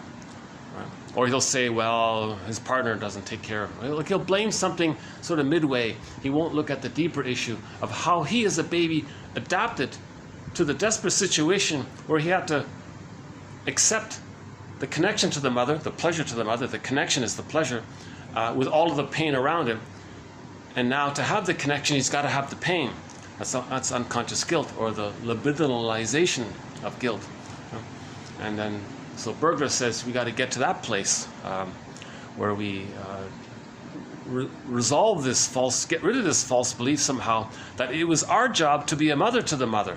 No, it's not the baby's job to be a mother to the mother. Like in the movie Now Voyager mentioned today, right? The shrink came in and said, look, Charlotte, it's not your job to be a mother to your mother. You don't have to be at your mother's beck and call all the time and all these things, right? Mother, no, it's my right. I have mother's rights. Now give me a break, he said. Yeah, great little clip. Another homework assignment. Watch that clip from Now Voyager. No, I'm not a theorist. I can't give assignments. So scratch all of my assignments. Just suggestions. Call it suggestions. So it's a suggestion, or recommendation, or something. This is the first time I'm sort of spinning around in a circle. Interesting. Maybe this is a sign of my fatigue that I'm kind of doing this. And I notice I'm walking. Does that make a difference? Clockwise or counterclockwise? Does it make a difference? Not really, huh? But I'm holding the phone with my right arm. So it does seem more natural to go counterclockwise, right? If I were a lefty, I'd probably go the other way, right? Doesn't matter. Trivial detail. Okay, anything else?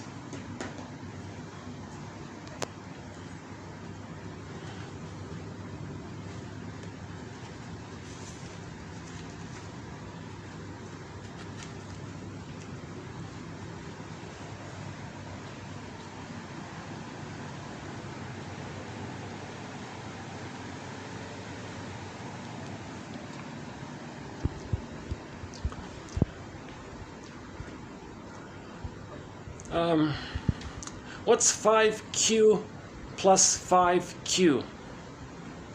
You're welcome. Okay, see you in the next video. Bye for now.